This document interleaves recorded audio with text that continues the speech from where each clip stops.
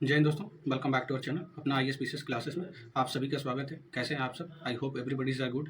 And आज हम लोग देखने जा रहे हैं दोस्तों, भारत का भूगोल देखेंगे। ये आपका कंप्लीट हो जाएगा इन दिस वीडियो, ठीक है। ये कंप्लीट कराया जाएगा संपूर्ण ये भारत का भूगोल एक ही वीडियो में, ठीक है दोस्तों। तो ये लगभग आई थिंक 2 आवर्स का क्लास रहने वाला है अप्रॉक्स। एंड ये आप देख सकते हैं कि आपके आने वाले एग्ज़ाम जैसे आपका यूपी पीसीएस हो गया एंड बीपीएससी हो गया, ये सारे एग्ज़ाम के लिए आप देखेंगे बहुत ही इंपॉर्टेंट होने वाला है। साथ ही में जो आरओ के लिए, मेंस के लिए जो लोग भी लगे हुए हैं उनके लिए काफ़ी ये आपका वेटेज का काम करेगा। जैसे कि आप लोगों को पता है कि लगभग 18 से 20 क्वेश्चन आप देखेंगे ये आपका यूपी पीसीएस में आता है। वहीं बीपीएससी में देखेंगे तो बीपीएससी में भी आपका ज्योग्राफी लगभग 15 क्वेश्चन के आसपास आता है। तो आप देख सकते हैं लार्ज नंबर ऑफ चंक्स जो क्वेश्चन है वो आपके भूगोल से आ रहे हैं, तो इसको करना बहुत जरूरी है। तो चलिए स्टार्ट करते हैं this session. And friends, if you are new to this channel please do subscribe to our channel. And इसके पहले आप देखेंगे कि आपका जो हिस्ट्री का, प्राचीन हिस्ट्री का जो है इतिहास, वो कंप्लीट कराया गया है, ठीक है। तो उसको देख लीजिएगा, वीडियो के डिस्क्रिप्शन में मैं लिंक डाल दूंगा, ठीक है। तो इसमें जो सामान्य परिचय वो देख लेते हैं कि भारत का जो उत्तर से दक्षिण की तरफ जो विस्तार है वो कितना है, 3214 किलोमीटर है। वहीं पूरब से पश्चिम की तरफ 2933 किलोमीटर है। यानी आप देखेंगे उत्तर से दक्षिण की तरफ यानी ज़्यादा है, ठीक है। ये आपका अपना प्यारा भारत है, ठीक है। एक रफ मैं बना देता हूँ, ठीक है। तो ये आप देखेंगे नॉर्थ साउथ आप जब देखेंगे ये आपका कितना है, 3214 है। वहीं आप देखेंगे पूरब से पश्चिम की तरफ ये आपका कितना है, 2933 किलोमीटर। ये ध्यान रखिएगा, ठीक है।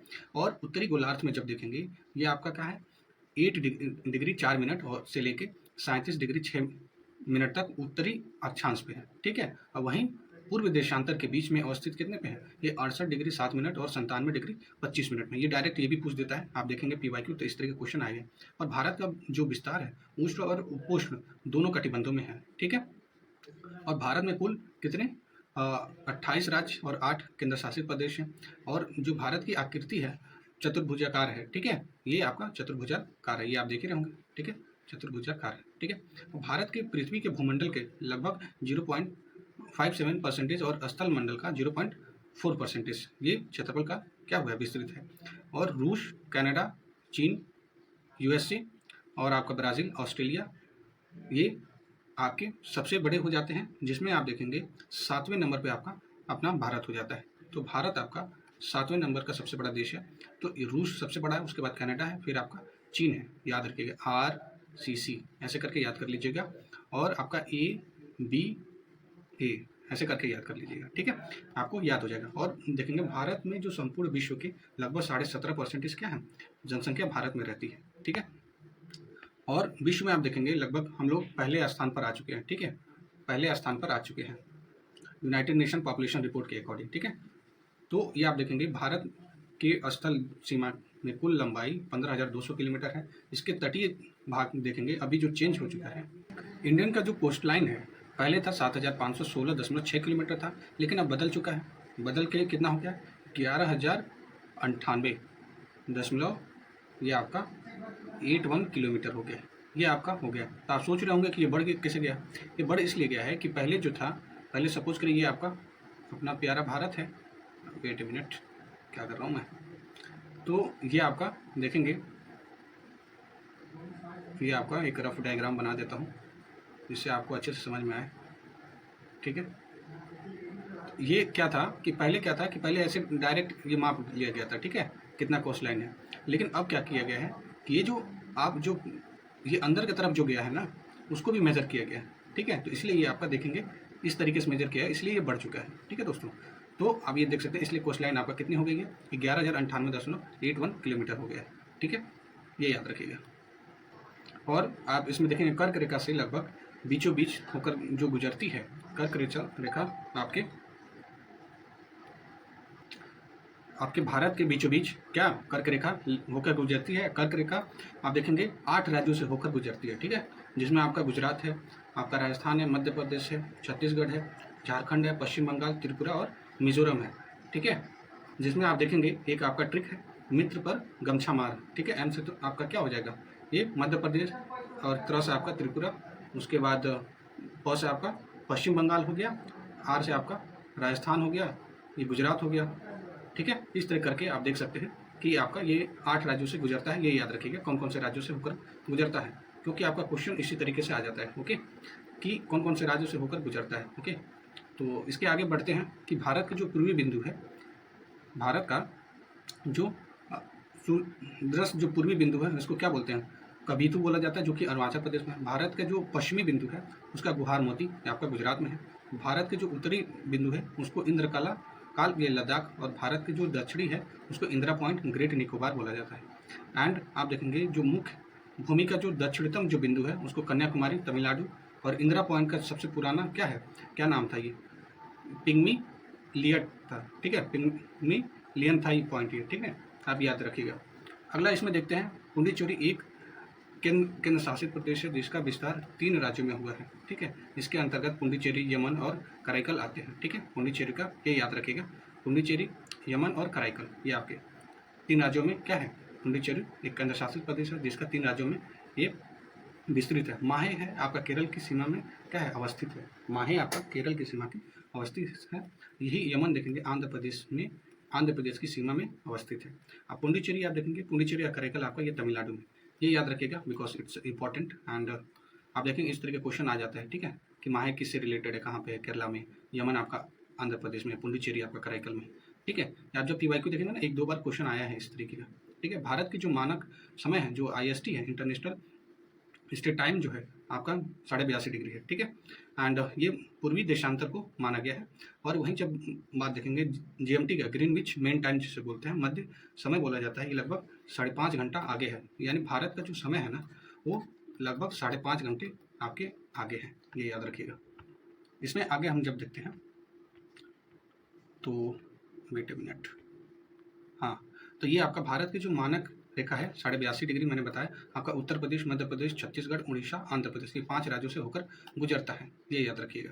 और 82.5 डिग्री जो आपका पूर्वी देशांतर रेखा उत्तर प्रदेश के नैनी, प्रयागराज से होकर गुजरती है। और भारत की जो बृहद जो अक्षांशीय विस्तार के कारण गुजरात से अरुणाचल प्रदेश की जो समय का लगभग जो डिफरेंस है आपका लगभग 2 घंटा है, इसी के कारण की वजह से, ठीक है। भारत के जो 7 जो पूर्वोत्तर राज्य में से भारत की जो 7 बहन राज्यों, 7 सिस्टर के नाम से जाना जाता है। जो नॉर्थ ईस्ट के स्टेट है ना उसको 7 सिस्टर कहा जाता है, ठीक है, जिसके अंतर्गत मिजोरम है, त्रिपुरा है, मेघालय है, मणिपुर है, नागालैंड है, असम है और आपका अरुणाचल प्रदेश है। वहीं जब हम बात करेंगे, गुजरात भारत की सबसे लंबी क्या है, भूतट रेखा है, ठीक है। तो भूतट रेखा की जब हम बात करेंगे तो आपका गुजरात हो जाता है, सबसे लंबा हो जाता है, फिर आपका आंध्र प्रदेश हो जाता है, फिर आपका तमिलनाडु, देन आपका महाराष्ट्र हो जाता है, ठीक है, ये याद रखिएगा, ठीक है। और सबसे ज़्यादा क्या है, किसका है, अंडमान निकोबार द्वीप समूह की। तो ये आपका केंद्र शासित प्रदेश है। तो जहाँ पे जब केंद्र शासित प्रदेश कहेगा तो ये आपका अंडमान निकोबार हो जाएगा, जब राज्य की बात करेगा तो ये आपका गुजरात हो जाएगा, ठीक है। गुजरात, आंध्र प्रदेश, तमिलनाडु, महाराष्ट्र, ये याद रखिएगा, ठीक है। एंड भारत के पड़ोसी देशों के बारे में जान लेते हैं। इसमें देखेंगे भारत के पड़ोसी देशों में कि भारत की जो सीमाएं हों, प्राकृतिक और मानव दोनों प्रकार की हैं। जिसमें हम देखेंगे भारत की जो स्थलीय सीमा है 7 देशों से लगती है। जिसमें हम देखेंगे जो भारत की स्थलीय सीमा है वो आपका चीन, नेपाल, ठीक है, उत्तर में। और वहीं पश्चिम में आपका पंजाब, और उत्तर पश्चिम में पंजाब पाकिस्तान, और उत्तर पश्चिम में देखा जाए तो ये आपका अफगानिस्तान हो जाता है। पूर्व में आपका भूटान, और आपका उत्तर पूर्व में आपका भूटान हो जाता है, और आपका पूर्व में आपका बांग्लादेश, उसके बाद म्यांमार से मिलती है, ठीक है। त्रिपुरा और बांग्लादेश है की सीमा शून्य रेखा की उपमा प्रदान की गई है। शून्य रेखा की उपमा किसको, त्रिपुरा एंड आपका बांग्लादेश को, ठीक है, ये याद रखिएगा। नेक्स्ट है आपका, इसमें जब देखेंगे तो भारत के 9 राज्य और 4 केंद्र शासित प्रदेश की सीमा समुद्र से लगती है। लगभग आप देखेंगे कि भारत की लगभग 15,106 किलोमीटर थल सीमा पड़ोसी देशों के साथ जुड़ी हुई है। अब भारत की जो सबसे लंबी भू सीमा क्या है, ये आपका बांग्लादेश है, ठीक है। बांग्लादेश से सबसे ज़्यादा साझा करता है लगभग आपका 4,096 किलोमीटर, ठीक है, ये याद रखिएगा, ठीक है। एंड उसके बाद हम जब देखेंगे, उसके बाद आपका किससे करता है, बांग्लादेश के बाद आप देखेंगे चीन से करता है 3,917, ठीक है। ये जो बांग्लादेश है कौन कौन से स्टेट से आता है, ये आपका इंपॉर्टेंट है, कौन कौन से स्टेट से बॉर्डर शेयर करता है। ये आपका आसाम हो गया, मिजोरम हो गया, मेघालय, त्रिपुरा एंड बंगाल हो गया। वहीं चीन आपका लद्दाख, उत्तराखंड, हिमाचल प्रदेश और सिक्किम और अरुणाचल प्रदेश हो जाता है। वहीं जब पाकिस्तान की बात करेंगे, पाकिस्तान आपका कितना, ये 3,310 किलोमीटर, ये जम्मू कश्मीर, लद्दाख, पंजाब और आपका राजस्थान और गुजरात से। नेपाल आपका 1751, बिहार, उत्तर प्रदेश, उत्तराखंड, सिक्किम और पश्चिम बंगाल से बॉर्डर शेयर करता है। वही म्यांमार से देखेंगे तो म्यांमार में देखेंगे ये आपका 1643 किलोमीटर, नागालैंड, मणिपुर, मिजोरम, अरुणाचल प्रदेश।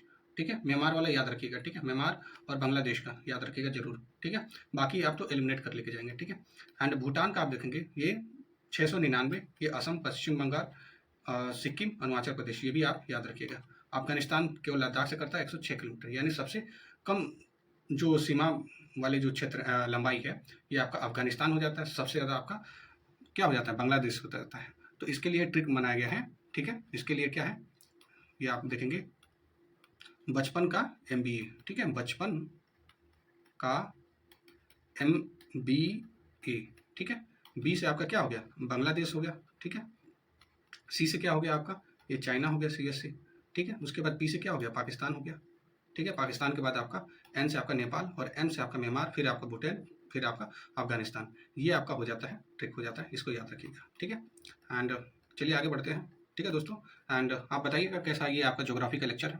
इसमें कंप्लीट कराने की कोशिश की जा रही है। ठीक है, इसमें आप देखेंगे कि पूरा एक जगह आपको सारी जो फैक्ट्स हैं वो सब आपको मिल जाता है। ठीक है, एंड इसमें देखेंगे आगे हम कि एक से अधिक देशों की सीमा स्पर्श करने वाले जो राज्य और केंद्र शासित प्रदेश है उसको देख लेते हैं। लद्दाख जो है आपका पाकिस्तान, अफगानिस्तान और चीन से, वहीं मिजोरम आपका बांग्लादेश, म्यांमार से, असम आपका बांग्लादेश और भूटान से, अरुणाचल प्रदेश आपका चीन, म्यांमार और भूटान से बॉर्डर शेयर करता है, उत्तराखंड आपका चीन और नेपाल से, पश्चिम बंगाल आपका बांग्लादेश से, नेपाल से, भूटान से, सिक्किम आपका नेपाल, भूटान और आपका चाइना से। ठीक है, भारत के जो 16 राज्य और 2 केंद्र शासित प्रदेश पड़ोसी देश की जो स्थलीय सीमा से लगती है। वहीं जब हम बात करेंगे कि बांग्लादेश, म्यांमार और पाकिस्तान की सीमा भारत की जल और स्थल दोनों की सीमा से लगती है, और पाकिस्तान भारत की मध्य स्थित सीमा अध्यारोपित सीमा का उदाहरण है। ठीक है, और भारत के देख लेते हैं, भारत की जो समुद्री सीमा से संबंधित जो देश हैं वो देख लेते हैं। जैसे आपका पाकिस्तान है, मालदीव है, म्यांमार है, बांग्लादेश, इंडोनेशिया, श्रीलंका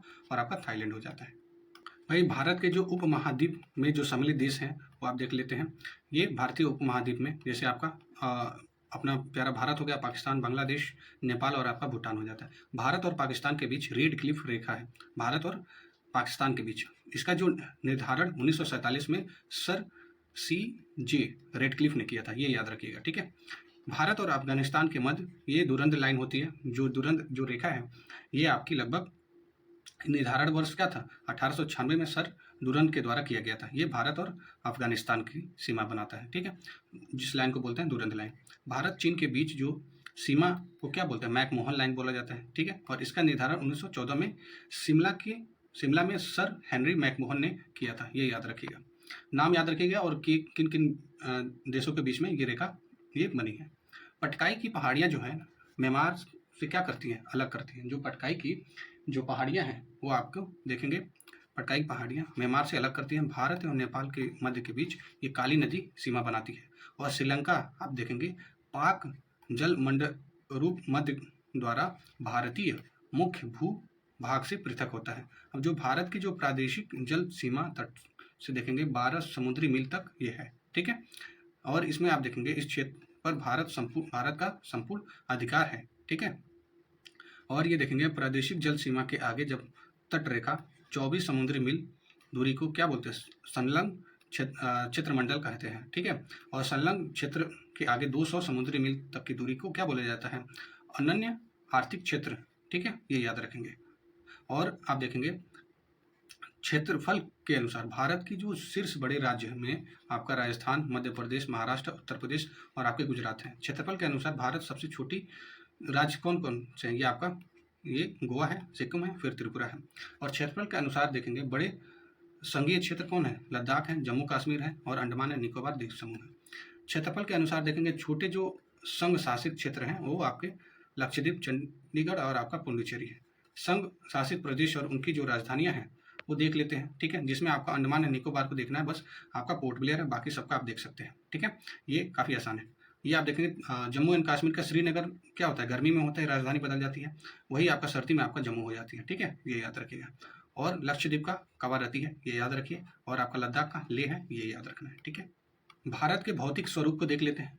उच्चावचीय जो विशेषताएं और अपर्दन जो प्रक्रमों के आधार पर भारत को 4 बृहद भागों में बांटा गया है। जैसे आपका उत्तर पर्वतीय क्षेत्र है, प्रायद्वीपीय पठार है और उत्तर भारत का बृहद क्या है, मैदान है, और चौथा आपका क्या है, तटीय मैदान और द्वीप समूह है।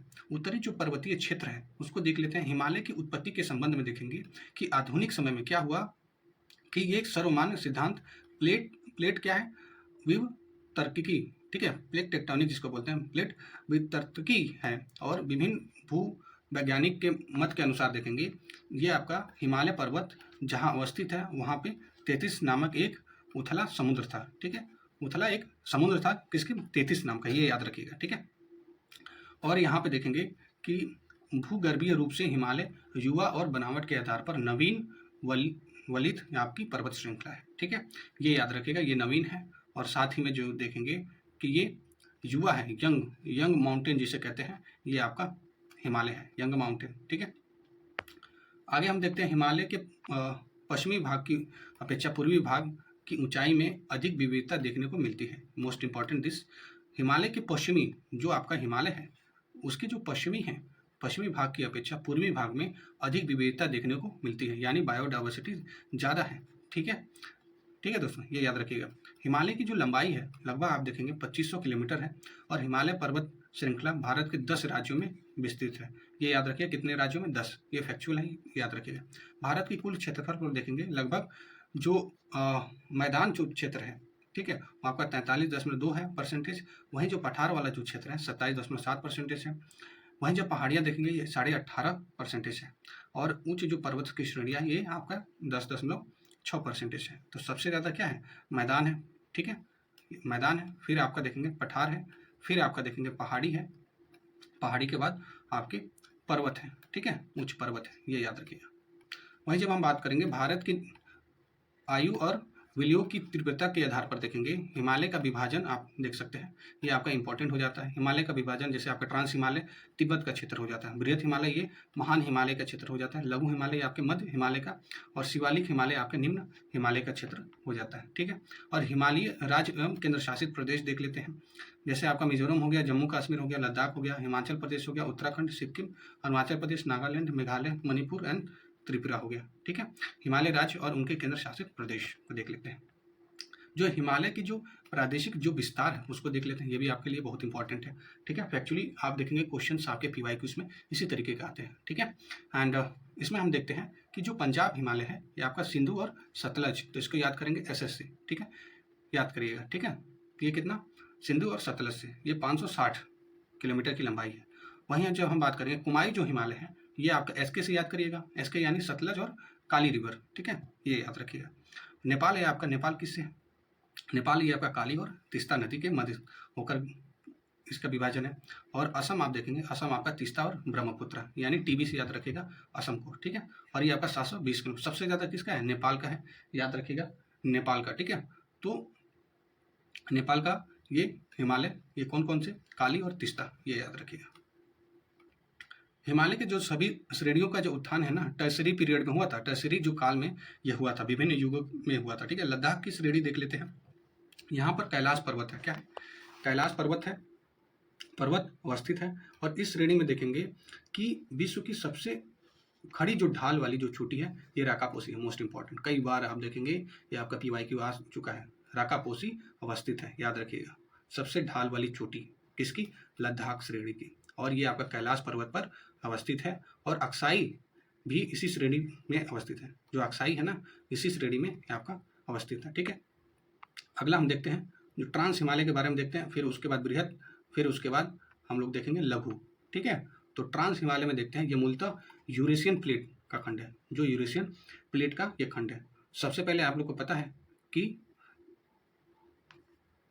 ये यूरेशियन प्लेट है, ठीक है। ये जो प्लेट है आपका मेनली आप देखेंगे यूरोप और आपका इंडियन, ठीक है, एशिया को मेनली ये कवर करती है, ठीक है, यूरेशियन प्लेट। सबसे पहले आप देखेंगे पेंथालासा था, पेंथालासा पेंसिया में आपका टूट गया, उसके बाद धीरे धीरे देखेंगे कई सारे प्लेटों में ये आपका खंडित हो गया, ठीक है। और इसे थेसिस हिमालय भी कहते हैं, क्या कहते हैं, थेसिस हिमालय कहा जाता है। और यहाँ पे जब हम देखेंगे कि इसका जो मुख्य विस्तार है दोस्तों जम्मू कश्मीर राज्य के उत्तर में है, यहाँ पे अवसादी चट्टानों से निर्मित है, ठीक है, अवसादी चट्टानों से। सतलज, ब्रह्मपुत्र, सिंध नदियाँ यहाँ की उद्गम स्थल है।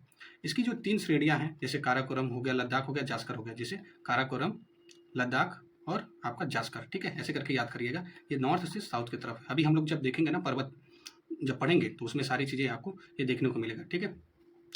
तो ये आप देखेंगे काराकोरम श्रेणी में भारत की सबसे ऊंची जो चोटी है ये आपका माउंट केटू है। याद रखेंगे, भारत की सबसे ऊंची जो चोटी है ये आपका माउंट केटू है, ठीक है।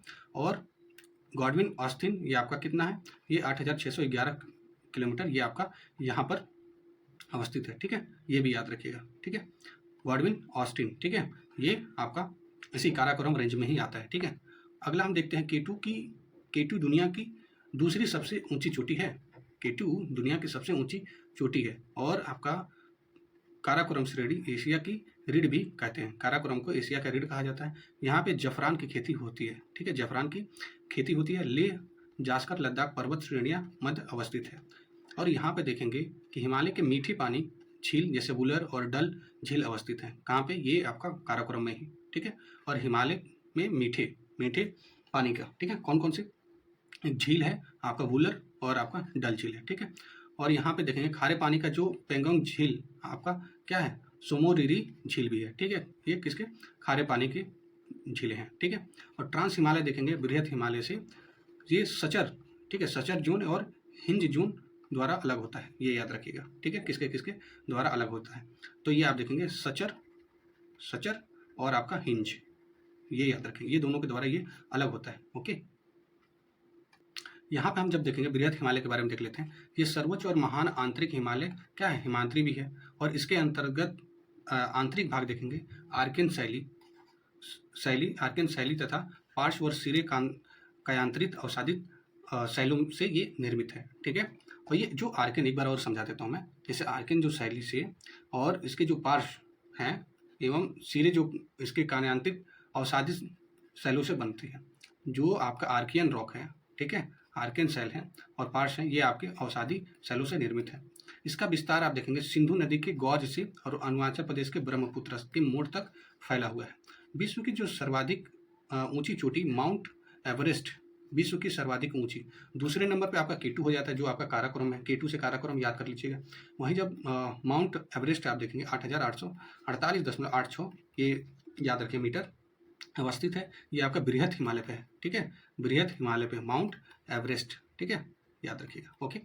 और इसका मध्य भाग देखेंगे नेपाल में विस्तृत है। कंचनजंगा जो आप देखेंगे, कंचनजंगा 8598 मीटर और मकालू आपका कितना 8481 और धौलागिरी आपका ये 8172 और अन्नपूर्णा ये आपका आदि पर्वत इसी श्रेणी में है।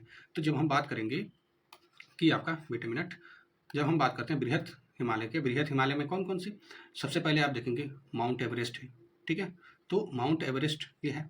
उसके बाद आपका क्या है, कंचनजंगा है। कंचनजंगा के बाद आप देखेंगे आपका मकालू है, फिर आपका धौलाधर है, फिर आपका अन्नपूर्णा है, फिर, ठीक है, ये आप याद रखिएगा, ठीक है, ये क्रोनोलॉजी याद रखिएगा, ओके। कौन कौन से हैं, इसी श्रेणी के मध्य गंगा, यमुना और उसकी सहायक नदियों का उद्गम होता है। गंगा और यमुना इसी श्रेणी में ये और उनकी सहायक नदियाँ का उद्गम यहीं से होता है, ठीक है। बृहद हिमालय देखेंगे मध्य हिमालय से मेन सेंट्रल थ्रस्ट अलग होता है, ठीक है। बृहद हिमालय मध्य हिमालय से मेन सेंट्रल थ्रस्ट से अलग होता है।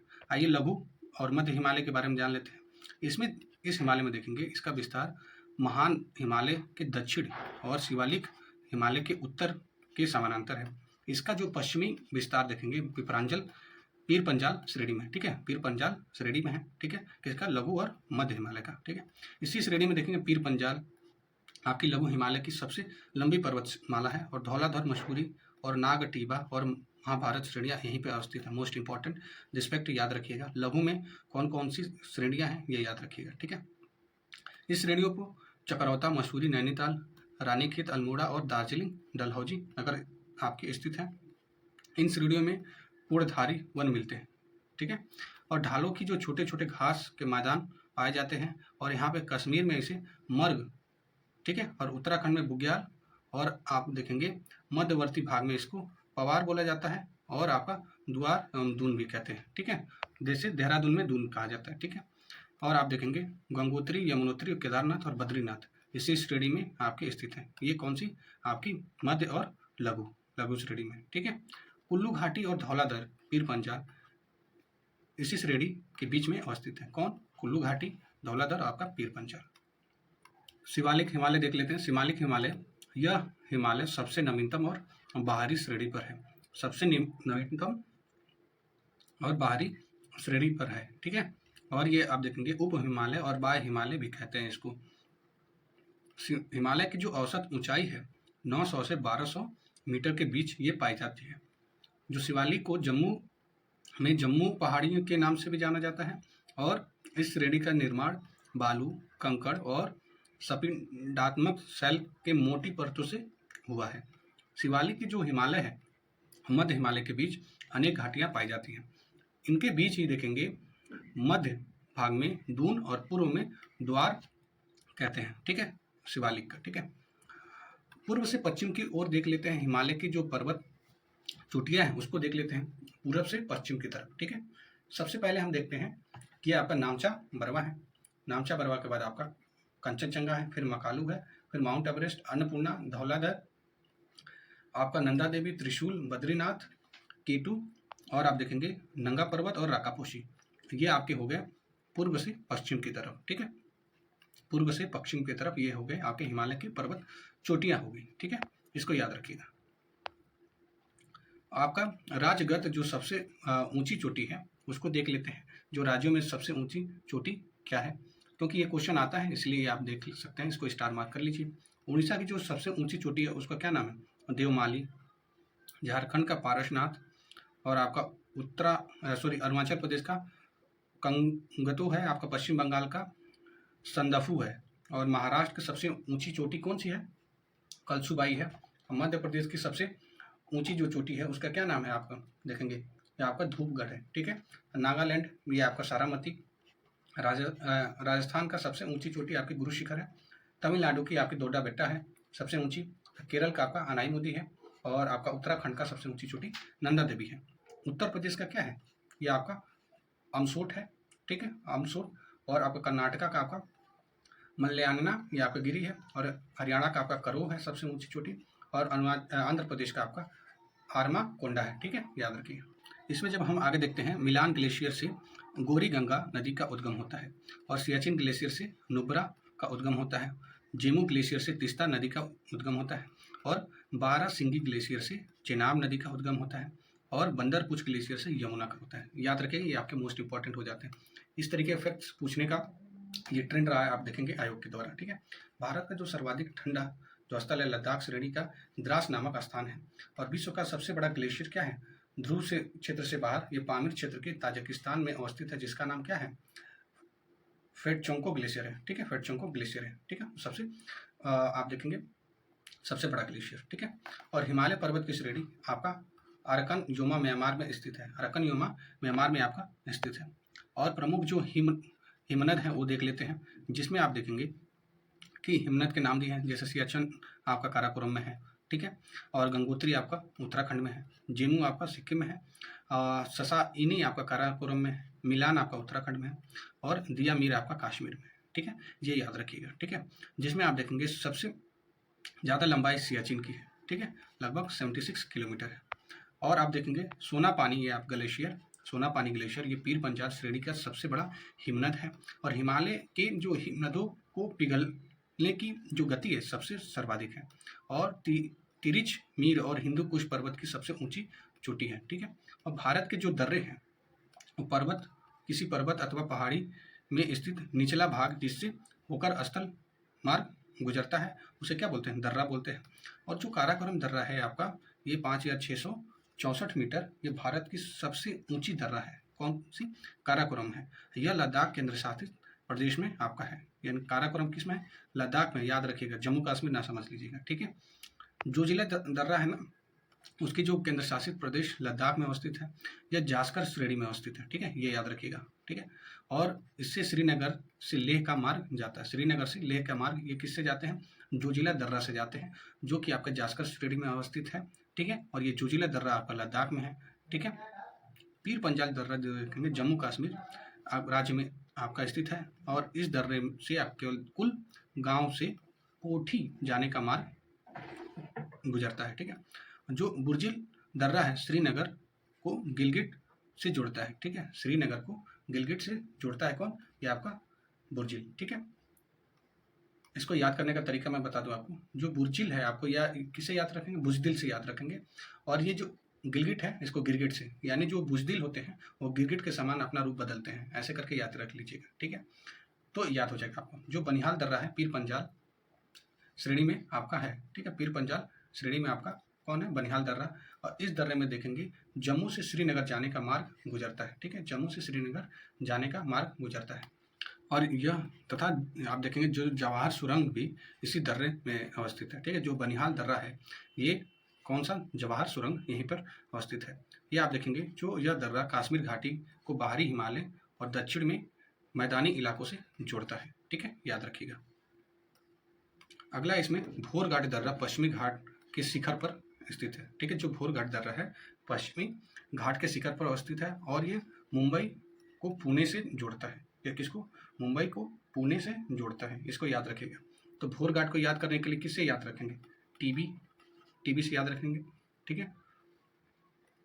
और टीबी से आप देखेंगे जो भोरघाट दर्रा है टीबी से याद रखिएगा। और इसमें एक और दर्रा होता है, एक और घाट होता है जिसको एक टी से आपका क्या हो जाएगा? ये आपका थाल घाट हो जाएगा। थाल घाट हो जाता है, एक भोर घाट हो जाता है। इसको ये दोनों आप देखेंगे मुंबई में आपके ये स्थित है, थाल घाट और भोर घाट, ठीक है। और इसमें जो पाल घाट है वो आपका केरला में होता है, ठीक है।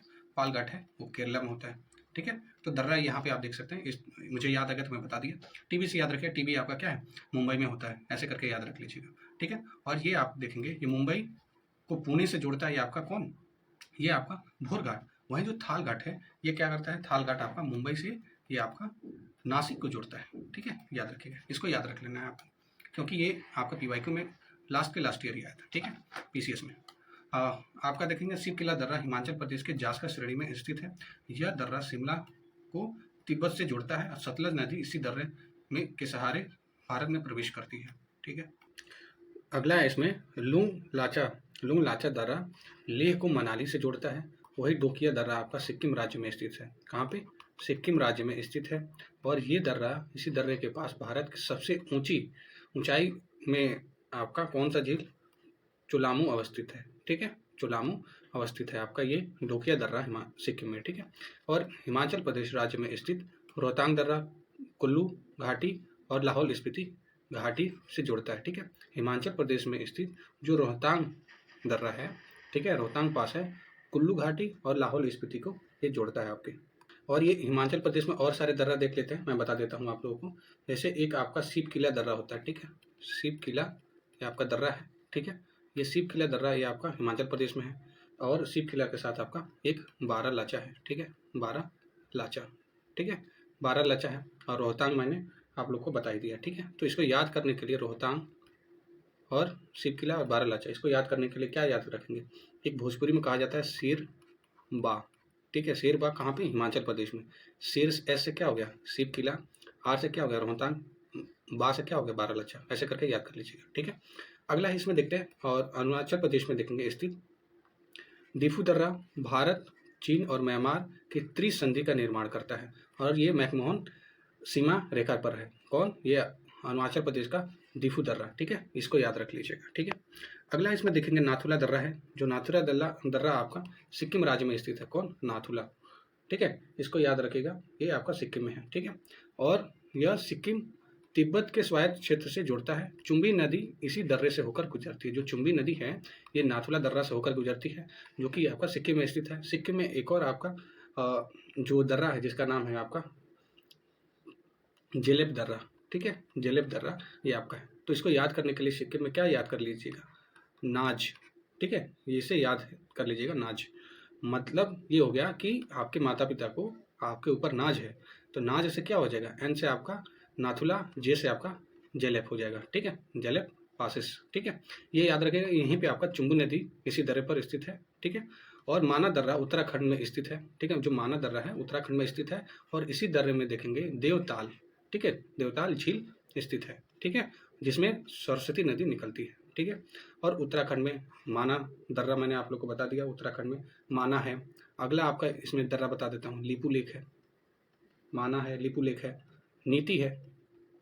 तो ऐसे करके याद कर लीजिएगा, माना, लिपू लेक और आपका नीति, ठीक है, ऐसे करके याद रख लीजिएगा। इसको याद करने के लिए याद रख लीजिएगा, एक मालिनी नाम की आपकी एक फ्रेंड है, ठीक है। तो एम से क्या हो जाएगा, माना हो जाएगा, एल से क्या हो जाएगा, लिपुलेख, और एन से क्या हो जाएगा आपका नीति हो जाएगा, ठीक है। ये याद कर लीजिएगा, जो कि आपका उत्तराखंड में है, ठीक है। देख रहे हैं ना कितना इंटरेस्टिंग है, और चीज़ें काफ़ी अच्छे से याद हो जाएंगी आप लोगों को, ठीक है। तो अगला देखते हैं, बोमडीला जो दर्रा है, यह देखेंगे अरुणाचल प्रदेश में स्थित है, और ये दर्रे से त्वांग घाटी से होकर तिब्बत में जाने का रास्ता है। और गोमल है, मकरान, खैबर और आपका कुर्रम तथा बोलन दर्रे ये पाकिस्तान में अवस्थित है, ठीक है। याद रखिएगा कहाँ पे, पाकिस्तान में ये आपका अवस्थित है, ओके। केंद्र शासित प्रदेश देख लेते हैं, और कौन कौन से दर्रे हैं उसमें देख लेते हैं, एक बार नज़र डाल लेते हैं। वैसे तो मैंने बताया है आप लोग को, और जो यूनिक है वो मैं बता देता हूँ। राजस्थान में आप देखेंगे जो आपका गोरान घाट है, ठीक है, गोरान घाट ये दर्रा है। केरल में आपका कौन सा होता है, पाल घाट और सेनकोट्टा हो जाता है। केरल में पाल घाट और आपका सेनकोट्टा हो जाता है, ठीक है, इसको याद रख लीजिएगा। और आपका सिक्किम में कौन है, नाथुला, जेलेपला और डोंकिया, ठीक है। महाराष्ट्र में आपका थाल घाट, भोर घाट और अम्बा घाट, ठीक है। ऐसे मैंने बताया था ना, टीबी किसकी हुई है, ये अम्बा नाम की एक किसी को याद कर लीजिएगा, ठीक है, ठीक है। तो टीबी अम्बा, और ऐसे करके याद कर लीजिएगा। हिमाचल प्रदेश ये आपका है सीप किला और बालालाचा और रोहतांग। आप देखेंगे आर में ये क्वेश्चन आया था, ठीक है। तो दर्रा आपके लिए काफ़ी इंपॉर्टेंट हो जाता है, इट्स वेरी इंपॉर्टेंट, ठीक है, आपको ये जानना ही है। और आपका देखेंगे उत्तराखंड ये आपका क्या है, नीति है, माना है, लिपुलेख और मोलिंगला और मंगसा, ठीक है, मंगसाधुरा। ये आपके तीन तो सबको पता होता है, लेकिन ये दो जानना बहुत जरूरी है, मोलिंगला और मंगसा, ठीक है, ये याद रख लीजिएगा। और जम्मू कश्मीर में आप देखेंगे बनिहाल है, पीरपंजाल और बुर्जिल है, ठीक है। जम्मू कश्मीर में ये याद कर लीजिएगा, ओके। एंड ये आप देखेंगे जम्मू कश्मीर में एक और है आपका जोजिला है, ठीक है, जोजिला, इसको याद कर लीजिएगा, जोजिला, वेट अ मिनट, आपका जोजिला है, ठीक है, इसको याद कर लीजिएगा। और इसको याद करने का ट्रिक मैं बता देता हूँ आप लोगों को। जैसे जम्मू कश्मीर में है तो याद कर लीजिएगा बाबू जी, ठीक है, बाबू जी, ये याद कर लीजिएगा। बी से आपका बनिहाल हो, बी से आपका बनिहाल हो गया, बू से आपका बुर्जिल हो गया, और जी से आपका जोजिला हो गया। ऐसे करके याद कर लीजिएगा, ठीक है ना, है ना इंटरेस्टिंग, आप लोगों को समझ में आ रहा होगा। बताइए आप कमेंट बॉक्स में कैसा लग रहा है आपको। और आप देखेंगे लद्दाख ये आपका खारदुंगला, चांगला और काराकोरम और जोजिला है, ठीक है, इसको याद कर लीजिएगा। मणिपुर में एक तुजू है बस, ठीक है, मणिपुर में तुजू पास है, इसको देख लीजिएगा, ठीक है, मणिपुर में। अगला है अरुणाचल प्रदेश में, ये आपका देखेंगे बोमडीला, दीफू और पांगसाड़। ये पांगसाड़ काफ़ी यूनिक है, इसको याद कर लीजिएगा, पांगसाड़ ये आपका अरुणाचल प्रदेश में है, ठीक है। तो बोमडीला में आपको मैं बता दिया कि ये बोमडीला, सॉरी, अरुणाचल प्रदेश में आपका बोमडीला है और दीफू है, ठीक है। और एक और होता है आपका, क्या बोलते हैं इसको, यांग यप बोला जाता है, यांग यप बोला जाता है। तो अरुणाचल प्रदेश में क्या याद करेंगे, इसको याद करेंगे बोदिया, ठीक है, क्या बो दिया, धान बो दिया समझ लीजिए, ठीक है। तो क्या हो गया आपका, ये बो से आपका बोमडीला, दी से आपका क्या हो गया, दीफू, और यांगयाप से क्या हो गया, ये आपका यांगयाप हो गया आपका दर्रा यहाँ से, ठीक है। ऐसे करके आप देखेंगे आपका दर्रा ये काफ़ी अच्छे से ये कंप्लीट हो चुका है, ठीक है। एंड अगला देखते हैं, प्रायद्वीपी पठार देखा जाता है, आइए देखते हैं। प्रायद्वीपी जो पठार है उसको देख लेते हैं।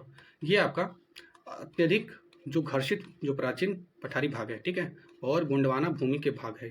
यह गोंडवाना भूमि का भाग है जो आर्कियन काल के चट्टानों से निर्मित है, आर्कियन के काल के चट्टानों से ये आपका निर्मित है। और प्रायद्वीपी जो पठार है आग्नेय और रूपांतरित शैलों वाली कम ऊंची पहाड़ियों और चौड़ी चोटियों से बना हुआ है, ठीक है।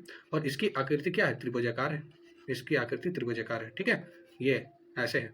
और भारतीय उपमहाद्वीप की सबसे प्राचीनतम भूखंड है, और इसका विस्तार लगभग देखेंगे 16 लाख वर्ग किलोमीटर क्षेत्र पर है, ठीक है, ऐसे याद कर। इसमें प्रायद्वीपी जो पठार में देखेंगे मध्यवर्ती जो उच्च भूमि है, और दक्कन का जो पठार है उसको देख लेते हैं, उसमें कौन कौन आते हैं। जैसे अमरावती की श्रेणी हो गया, पूर्वी राजस्थान उच्च भूमि हो गई, मालवा का पठार, बुंदेलखंड का पठार हो गया, विंध्याचल का जो विंध्याचल और बुंदेलखंड का पठार हो गया, छोटा नागपुर पठार आपका मध्यवर्ती उच्च भूमि प्रायद्वीपी पठार में आता है। और मेघालय आपका देख सकते हैं, ठीक है, मध्यवर्ती उच्च भूमि है। दक्कन का पठार में आप देखें सतपुड़ा है, महाराष्ट्र है, महानदी उड़ीसा और दंडारण्यक है, और आपका तेलंगाना है, तमिलनाडु है, और आपका पश्चिमी घाट है, और आपका पूर्वी घाट है, ठीक है। और सबसे महत्वपूर्ण इसमें आगे जब बढ़ते हैं तो आपको देखने को मिलता है कि प्रायद्वीपीय पठार की ढाल उत्तर और पूर्व की ओर है, जिसका मानना ये है कि सोन, चंबल, दामोदर नदियों के द्वार होता है। ठीक है, कौन कौन से? सोन, चंबल, दामोदर, सोन, चंबल और दामोदर। ठीक है, और आप देखेंगे दक्षिण भाग में इसका ढाल पश्चिम से पूर्व की ओर, ठीक है, पश्चिम से पूर्व की ओर है। और इसका मानना यह है कि महानदी गोदावरी, कृष्णा, कावेरी, ठीक है, महानदी गोदावरी, कृष्णा, कावेरी, ये आपके स्पष्टीकरण है। ठीक है, ये ढाल की तरफ है। और सतपुड़ा, अमरावती और भारनेर, कैमूर और राजमहल और शिलोंग की पहाड़ियाँ इसी पठार के उत्तरी छोर पर स्थित हैं। ठीक है, और भारतीय जो प्रायद्वीप है और मेघालय पठार माल्डा गैप द्वारा पृथक होता है। जो माल्डा गैप है उसी के द्वारा भारत के जो प्रायद्वीपीय पठार है और मेघालय पठार माल्डा गैप के द्वारा ये आपका अलग होता है। माल्डा गैप को गारो राजमहल, ठीक है, माल्डा गैप को क्या बोलते हैं? गारो राजमहल गैप भी कहते हैं। ठीक है, इसको याद रखिएगा। प्रायद्वीपीय पठार की जो औसत ऊंचाई है 600 से 900 मीटर है और यह क्षेत्रफल की दृष्टि से देखेंगे भारत का सबसे बड़ा भौतिक प्रदेश है। कौन? ये आपका देखेंगे प्रायद्वीपीय पठार। ठीक है, और आप देखें अभी की दृष्टि से देखेंगे काफ़ी शांत रहने के कारण प्रायद्वीपीय पठार में भूकंप आने की संभावना ना के बराबर होती है। ये आप फैक्चुअली आप देख सकते हैं इस चीज़ को। ठीक है, विवितरणिकी दृष्टि से। ठीक है, तो अमरावती वाला पठार देख लेते हैं। अमरावती सबसे पुरानी पर्वत श्रेणी है भारत की। कौन? अमरावती। और यहाँ पे आप देखेंगे इसका निर्माण पूरा कैम्ब्रियन युगीन जो क्वार्टजाइज है और आपका नीस है, शिस्ट है, शैलों से हुआ है। ठीक है, भारत का यह प्राचीनतम पर्वत है। कौन? ये आपका अरावली पर्वत। ठीक है, अरावली पर्वत याद रखिएगा। इसका जो विस्तार है गुजरात, हरियाणा, राजस्थान और दिल्ली। ठीक है, इसका विस्तार ये 4 राज्यों में है। ये चारों राज्यों के नाम याद रख लेंगे। और इसके जो पश्चिम की ओर से लूनी, माही नदियाँ उद्गम होता है। ठीक है, कहाँ से? पश्चिम से। और आपको देखेंगे कि पर्वत श्रेणी जल विभाजन के रूप में ये कार्य करती है। और इसकी जो सर्वोच्च चोटी है कौन है? गुरु शिखर है। यानी अरावली की जो सर्वोच्च जो आपकी जो चोटी है वो कौन सी है? गुरु शिखर है। ठीक है, गुरु शिखर। ठीक है, ये याद रखें, गुरु शिखर पर्वत है जिसकी लंबाई आप देखेंगे ऊंचाई 1722 मीटर है। और माउंट आबू की पहाड़ियाँ यहीं पे क्या है? आपकी स्थित है। ठीक है, अरावली पहाड़ियों को उदयपुर के पश्चिम में क्या जरगा पहाड़ियाँ और टोड़गढ़ के निकट मारवाड़ की पहाड़ियाँ और अलवर के पास हर्षनाथ की पहाड़ियाँ और उत्तर में दिल्ली रिज के नाम से जाना जाता है। ये बहुत ही यूनिक फैक्ट है, याद रख लीजिएगा। ठीक है, स्टार मार्क कर देता हूँ मैं। अगला है मालवा का पठार है, इसको देख लेते हैं। मालवा का पठार का विस्तार आप देखेंगे राजस्थान, मध्य प्रदेश, गुजरात राज्य में है। आप ये मालवा में यह अरावली और विंध्य श्रृंखला के मध्य में स्थित काली मिट्टी का ये संप्राय मैदान है, काली मिट्टी का। इसकी ढाल देखेंगे गंगा घाटी की ओर है और ये चंबल और बेतवा नदी का उद्गम स्थल है। कौन? ये आपका मालवा। कौन सी? चंबल, ठीक है, और आपका बेतवा। ठीक है, याद रखिएगा ये मालवा का पठार का उद्गम स्थल है। मालवा का पठार उर्मिल मैदान पाए जाते हैं जिनमें कहीं कहीं चपटी पहाड़ियाँ भी दिखती हैं। ठीक है, और बुंदेलखंड और विंध्याचल का पहाड़ देख लेते हैं। ठीक है, ये आप देखेंगे विंध्याचल सर्वाधिक पुरानी और घर्षित मोड़कर पर्वत श्रेणी है। कौन? बुंदेलखंड और विंध्याचल का पठार। यह मालवा पठार के दक्षिण में स्थित है। मालवा पठार के दक्षिण में यह आपका स्थित है और उत्तर भारत को दक्षिण भारत से अलग करती है। उत्तर भारत को दक्षिण भारत से अलग करने वाली कौन? ये बुंदेलखंड की पठार है। ठीक है, ये मालवा के दक्षिण में स्थित है। ठीक है, जो उत्तर और नॉर्थ और साउथ को इंडिया को ये अलग करता है। पूर्व की ओर देखेंगे विंध्य श्रेणी कैमूर और भांडेर श्रेणी के रूप में फैली हुई है। इसकी जो ऊंचाई है 700 से 12 मीटर की बीच है। और मालवा पठार का जो उत्तरी पूर्वी भाग बुंदेलखंड और बघेलखंड पठार के नाम से जाना जाता है। यह पठार ग्वालियर पठार और विंध्याचल श्रेणी के मध्य फैला हुआ है, जिसकी ऊंचाई आप देखेंगे 300 से 600 मीटर है। ठीक है, अगला इसमें देख लेते हैं छोटा नागपुर का जो पठार है। छोटा नागपुर का जो पठार है खनिज भंडार की दृष्टि से भारत का सबसे प्रमुख क्षेत्र है। कौन? छोटा नागपुर, याद रखेंगे ये पठार। इस पठार का जो विस्तार है पश्चिम बंगाल, झारखंड राज्य में है। ये 2 राज्यों में है बस। और छोटा नागपुर पठार को भारत का रूर कहा जाता है, इंपॉर्टेंट है, याद रखिएगा। और भारत में ढाल तीव्र के रूप में पाए जाने वाले इसी कारण से इसे अग्र गंभीर पठार कहा जाता है। और महानदी इसकी दक्षिण सीमा बनाती है और सोन, स्वर्ण रेखा, दामोदर और महानदी इसी पठार से होकर बहने वाली प्रमुख नदियां हैं। कौन कौन सी? सोन नदी है, स्वर्णरेखा है, दामोदर और महानदी। ठीक है, अगला इसमें देखते हैं जो आपका मेघालय का जो पठार है, मेघालय का पठार प्रायद्वीपीय पठार है और उत्तर पूर्वी अग्रभाग है। यह एक समतल भूमि है जो भूस्खलन के कारण भारतीय प्रायद्वीप से माल्टा गैप द्वारा पृथक हो गया। ठीक है, गारो है, खासी है, जयंतिया की पहाड़ियाँ मेघालय राज्य में स्थित है। शिलोंग खाड़ी पहाड़ियों पर स्थित है। तो शिलोंग आपकी खाड़ी खासी पहाड़ियों पर, ठीक है, खासी पहाड़ियों पर कौन है? शिलोंग है। ठीक है, ये गारो है, खासी है, जंतिया है। तो ये जो खासी है यहीं पे आप देखेंगे शिलोंग की जो पहाड़ियाँ स्थित हैं। और इस पठार में देखेंगे पश्चिमी सिर पर गारो की पहाड़ियाँ हैं और मध्य में खासी है और जयंतिया आपके पूर्वी भाग में मिकी की पहाड़ियों में स्थित है। ठीक है, दक्कन का पठार देख लेते हैं। दक्कन का पठार जब देखेंगे दोस्तों, यह एक शिलोंग पहाड़ भी कहते हैं इसे, और यह पठार महाराष्ट्र, उड़ीसा, छत्तीसगढ़, मध्य प्रदेश, पश्चिमी आंध्र प्रदेश और आपका कर्नाटक, तमिलनाडु में आपका विस्तृत है। ये याद रखिए किसमें किसमें विस्तृत है, क्योंकि ये क्वेश्चन आया था एक बार कि अरावली कौन कौन से स्टेट में है। ठीक है, ये आया था क्वेश्चन, और ये आया था क्वेश्चन आपका जो दक्कन के पहाड़ हैं वो कौन कौन से स्टेट को छूता है। ठीक है, एक दंडकारण्यक जो है वो भी आप देख लेंगे, वो कौन कौन से स्टेट को छूता है, वो भी बहुत इंपॉर्टेंट हो जाता है। ठीक है, क्योंकि जब आप PYQ देखेंगे ना दोस्तों, आप एरिया यही सारे देखेंगे कि आयोग उठाता है। ठीक है, पहाड़ के निर्माण आप देखेंगे क्रिटेशियस युग में के ज्वालामुखी क्रिया के कारण ये दक्कन पठार का हुआ है। ठीक है, दक्कन के पठार का विभाजन निम्नलिखित खंडों में किया जा सकता है, जैसे कि सतपुरा श्रेणी।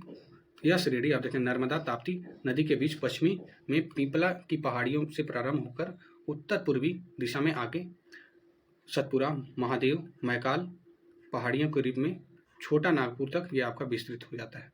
ठीक है, ये आपका छोटा नागपुर तक विस्तृत हो जाता है। सतपुरा की जो जैसे मैपिंग वाले सीरीज में हम लोग देखेंगे। ठीक है, मैपिंग वाले सीरीज में मैं ऑलरेडी ये सब कराया हूँ, मैं एक लेक्चर आया हुआ है जिसमें भारत की जो श्रृंखलाएं हैं उसके बारे में पूरा कंप्लीट वीडियो है, आप वीडियो के डिस्क्रिप्शन से जाके देख सकते हैं। ठीक है, और अगला है सतपुड़ा की जो सबसे ऊंची चोटी आपकी धूपगढ़ है, जो महादेव पर्वत पर क्या है स्थित है। मैकाल की पहाड़ी देखेंगे सर्वोच्च चोटी जो अमरकंटक है, जो 1066 मीटर ऊंची है। अमरकंटक से ही नर्मदा और सोन नदियों का उद्गम होता है। ठीक है, दंडकारण्यक जो मैंने अभी बताया आप लोग को, ये याद रख लीजिए।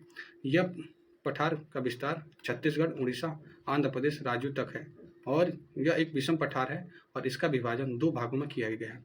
एक दंडकारण्यक घाट है और दंडकारण्यक आपका उच्च भूमि है। जो आपको जो पश्चिमी घाट के बारे में देख लेते हैं, वेस्टर्न घाट के बारे में। पश्चिमी घाट का विस्तार पश्चिमी सागर के तट से समानांतर गुजरात से लेकर तमिलनाडु तक। कहाँ से? गुजरात से लेकर, ये सपोज करिए आपका गुजरात है। ठीक है, गुजरात से लेकर ये आपका कहाँ तक? तमिलनाडु, यहाँ तक आपका ये पश्चिमी घाट है, याद रखिएगा। ठीक है, पश्चिमी घाट यहाँ तक हो जाता है। ओके, एंड यहाँ पे जब हम आगे बात करेंगे से लेकर ये लगभग 1500 किलोमीटर की लंबाई, उत्तर में तापी के मुहाने से दक्षिण में कुमारी आंतरिक तक ये पाया जाता है। इसकी औसत जो ऊंचाई है 1200 मीटर है, औसत ऊंचाई इसकी वेस्टर्न घाट की। और पश्चिमी घाट की जो सबसे ऊंची चोटी है, मोस्ट इंपॉर्टेंट, ये अनाईमुदी है, जो आपका 2695 मीटर है। यह केवल केरला में है, ये मोस्ट इंपॉर्टेंट है। ऐसा क्वेश्चन आ जाएगा कि आपका केरला और केरला के साथ साथ तमिलनाडु में भी है, तो आप याद रखेंगे केवल केरला में है अनाईमुदी। ठीक है, ये आपका वेस्टर्न घाट में आपका स्थित है, जबकि अनाईमुदी दक्षिण भारत की सबसे ऊंची चोटी है। ठीक है, केरल का जो कट्टानाड है आपका भारत का सबसे न्यूनतम ऊंचाई वाला क्षेत्र है। कौन? केरल का कट्टानाड। ठीक है, यह समुद्र तल से नीचे अपनी जो खेती के तरीकों के लिए प्रसिद्ध है। इसे केरल का जो धान का कटोरा क्या बोलते हैं? कट्टानाड को बोला जाता है धान का कटोरा, याद रखिएगा। कट्टानाड को धान का कटोरा कहा जाता है। ठीक है, इंपॉर्टेंट है आपके लिए। एंड आगे हम जब देखते हैं जो कट्टानाड की जो खेती है, कट्टानाड की जो खेती है ये आपका कई तरीकों से वैश्विक महत्वपूर्ण कृषि जो विरासत प्रणाली घोषित किया गया है। 16वीं जो उत्तरी अक्षांश रेखा गोवा से होकर गुजरती है और उत्तरी जो सह्याद्री है और दक्षिणी सह्याद्री दोनों भागों से क्या हो जाती है? विभाजित हो जाती है। उत्तरी सह्याद्री है, यह सबसे ऊंची चोटी क्या है? कलसुबाई। ठीक है, और महाबलेश्वर आपका है और इसकी दूसरी प्रमुख चोटी है, और ये कृष्णा नदी यहीं से गुजरती है। जब हम बात करेंगे कृष्णा नदी यहीं से आपकी गुजरती है। ठीक है, महाबलेश्वर से। ठीक है, ये आपका दक्षिण सह्याद्री में देखेंगे सबसे ऊंची चोटी कौन सी है, ये आपका कुंद्रेमुख है। ठीक है, सब कुंद्रेमुख आपका सबसे ऊंची चोटी है, ये याद रखिएगा। अगला हम देखते हैं पुष्पगिरी है। ठीक है, पुष्पगिरी देखेंगे दक्षिण प्रमुख चोटी है जो कावेरी नदी ब्रह्मगिरी की पहाड़ी से निकलती है। दक्षिणी जो सह्याद्री है, दक्षिणी सह्याद्री है, यह निर्माण आर्कियन युग, ठीक है, आर्कियन युग, ठीक है, कि ग्रेनाइट और नीश के चट्टानों से हुआ है। ये याद रखिएगा, ये ग्रेनाइट और नीश के चट्टानों से आर्कियन युग का निर्माण ये दक्षिणी सह्याद्री का हुआ है। ठीक है, अगला हम इसमें आगे बढ़ते हैं। उत्तरी जो सह्याद्री की उत्तरी सतह पर बेसाल्ट लावा का निक्षेप है, मिलता है। और पूर्वी घाट के बारे में देख लेते हैं, ईस्टर्न घाट के बारे में। ईस्टर्न घाट का देखेंगे सबसे उच्चतम चोटी आपकी कौन सी है, विशाखापट्टनम है। ठीक है, कौन सी, विशाखापट्टनम है। और दूसरी सबसे चोटी आपकी महेंद्रगिरी है। ठीक है, तो अगर ऑप्शन में आता है तो आप याद रखिएगा कि जो आपका पूर्वी घाट है, पूर्वी घाट का सबसे उच्चतम चोटी अगर आएगा तो आप विशाखापट्टनम ऑप्शन होगा तो मारिएगा, नहीं तो आपका सेकंड नंबर पे महेंद्रगिरी। ठीक है, और पूर्वी घाट आप देखेंगे पर्वतों के रूप में महानदी गोदावरी नदियों के बीच में से ये भूभाग में मिलते हैं। और इनकी जो चौड़ाई है उत्तर से दक्षिण की ओर क्या होती है, कम होती है। ठीक है, उत्तर से दक्षिण की तरफ ये चौड़ाई इसकी कम होती है, जैसे आपका उत्तर और दक्षिण में ऐसे ऐसे कम होते जाता है। ठीक है, ऐसे याद रख लीजिएगा। ठीक है, अगला हम देखते हैं देवमाली। ठीक है, देवमाली चोटी उड़ीसा की राज्य की में क्या है, अवस्थित है। कौन सा, याद रखिएगा, देवमाली। ठीक है, देवमाली चोटी। ओके, अगला इसमें देखते हैं कि जो नल्ला मलाई जो पहाड़ियाँ हैं, नल्ला मलाई जो पहाड़ियाँ हैं आंध्र प्रदेश और तेलंगाना राज्य में के मध्य ये सीमा बनाती है। कौन, ये आपका नल्ला मलाई है पहाड़ियाँ। ये पहाड़ियाँ कृष्णा और पेन्नार नदी के मध्य में स्थित है, कृष्णा और पेन्नार के भी याद रखिएगा। शिवराय जो पहाड़ियाँ हैं दोस्तों, शिवराय की जो पहाड़ियाँ हैं वो आपकी तमिलनाडु की सलीम कस्बे के पास आपका स्थित है। इसी पहाड़ी पर आप देखेंगे तमिलनाडु के हिल स्टेशन ये थारकाड स्थित है। तो तमिलनाडु का जो हिल स्टेशन है इसका नाम है थारकाड, यहीं आपका अवस्थित है। ठीक है, कावेरी और पेन्नार नदियों के बारे में देख लेते हैं। नदियाँ मध्य मेलागिरी श्रेणी में स्थित हैं जो चंदन के वृक्षों के लिए प्रसिद्ध है। तो क्वेश्चन आएगा चंदन के वृक्षों के लिए कौन सी श्रेणी है, ये आपका मेलागिरी है। ठीक है, याद रखिएगा मेलागिरी। Okay, this is important and ठीक है, इसको देख लेते हैं। ओके, और मेलागिरी। ठीक है, आगे इसमें बढ़ते हैं जो चंदन के वृक्षों के लिए है। ठीक है, आगे बढ़ते हैं इसमें जब देखते हैं तो पूर्वी घाट के जो दक्षिण से उत्तर की ओर पहाड़ियों को क्रमशः जैसे इसमें किया गया है, जिसमें आप देख सकते हैं नीलगिरी है, पालकोंडा है, नल्ला मल्ला है, जावड़ी और शिवरॉय है। ठीक है, इसको याद रखिएगा, जिसका आपको देखेंगे एक ट्रिक मैं बता देता हूँ, ये याद रखिएगा। Can see go to Japan, ऐसे करके याद कर लीजिएगा। ठीक है, कैसे, करमंडल, फिर आपका करमंडल से क्या हो जाएगा, सी हो जाएगा, फिर अनाई मोदी, फिर नल्ला मल्ला हो जाएगा। ठीक है, सॉरी नीलगिरी हो जाएगा, फिर ऐसे शिवरॉय, फिर आपका जे से आपका जावड़ी, फिर आपका पालकोंडा। ठीक है, फिर आपका पालकोंडा के बाद आप देखेंगे आपका नल्ला मल्ला हो जाएगा। ठीक है, तो ये याद रखिएगा। ठीक है, एंड आगे हम बढ़ते हैं, इसमें देखते हैं कि जो आपका पूर्वी घाट पर कावेरी के पेन्नार नदियों के बीच वाले भाग पर कौन है, माले वेट ए मिनट क्या है, मालय गिरी श्रेणी स्थित है जो चंदन के वनों के लिए विख्यात है। और यहाँ पर कावेरी नदी पूर्वी घाट को काटकर के क्या आपका होजेकल नामक जलप्रपात बनाती है। क्या नाम है इसका, होजेकल। ठीक है, जलप्रपात बनाती है। ठीक है, नीलगिरी की जो एक पर्वत ग्रंथि है, नीलगिरी एक पर्वत ग्रंथि है जहाँ पूर्वी घाट और पश्चिमी घाट क्या करते हैं, आपस में आकर मिलते हैं। ठीक है, नीलगिरी पश्चिमी और पूर्वी घाट आकर दोनों मिलते हैं, कहाँ पे, नीलगिरी। ठीक है, और नीलगिरी में देखेंगे आपका नीलगिरी पर्वत सबसे ऊंची चोटी क्या है, दोदा बेटा है। याद रखिएगा, दोदा बेटा सबसे ऊंची चोटी है और यह दक्षिण भारत की दूसरी सबसे सर्वोच्च चोटी है। ठीक है, ये याद रखिएगा। अगला है नीलगिरी का जो विस्तार है तमिलनाडु और कर्नाटक और केरल राज्यों में स्थित है। नीलगिरी की जो पहाड़ियाँ हैं उसको क्या बोलते हैं, ब्लू माउंटेन के रूप से जाना जाता है। जो उटकमंड है, उटकमंड पर्यटक स्थल नीलगिरी की पहाड़ियों पर स्थित है। ठीक है, अब बलगिरी रंगन जो पर्वतमाला है भारत के पश्चिमी घाट की जो पर्वतमाला का एक शिखर है। यह कर्नाटक राज्य के दक्षिण पूर्व में स्थित है। कर्नाटक के राज्य के दक्षिण पूर्व में पश्चिमी और पूर्वी घाटों को जोड़ने वाला यह स्थान वन्यजीव अभयारण्य के लिए प्रसिद्ध है। ठीक है, वाइल्ड लाइफ सेंचुरी के लिए। कौडमम की जो पहाड़ियाँ हैं इलायची के लिए दक्षिण के जो नागरकोयल की पहाड़ियाँ हैं। ठीक है, नागरकोयल की पहाड़ियाँ हैं। पालघाट दर्रा आप देखेंगे तमिलनाडु के केरल से जोड़ता है। कौन? पालघाट। पर्यटक स्थल ऊंची जो उटकमंक नीलगिरी में स्थित है। ठीक है, पश्चिमी घाट में देखेंगे सौराष्ट्र प्रदेश गुजरात में गिर की पहाड़ियाँ मिलती हैं जो एशियाई सिंह के लिए जानी जाती हैं। अन्नामलाई आप देखेंगे जो पहाड़ियाँ केरल और तमिलनाडु की सीमा में स्थित है। कौन? अन्नामलाई। ठीक है, आइए अब अगला देखते हैं। उत्तर भारत के एक विशाल मैदान को देख लेते हैं। उत्तर भारत का यह मैदान का निर्माण 3 प्रमुख नदियां जैसे सिंध, गंगा, ब्रह्मपुत्र और इनकी सहायक नदियों से हुआ है। इस मैदान में जड़ोल मिट्टी जो है निर्मित है, जो अलुवियल सॉइल होता है ना, उससे आपका ये निर्मित है, क्योंकि ये तराई क्षेत्र हो जाते हैं। ठीक है, उसी कारण उत्तर भारत का विशाल मैदान धरातलीय स्वरूप आधार पर 4 भागों में बांटा गया, जैसे भाबर हो गया, बांगर हो गया, खादर हो गया और तराई क्षेत्र हो गया। ठीक है, 4 भागों में। ठीक है, तो भंगार क्या है, भाबर क्या है आपका, भागर को आप भाबर ये आपका भंगार है, ये इसको याद रखिएगा।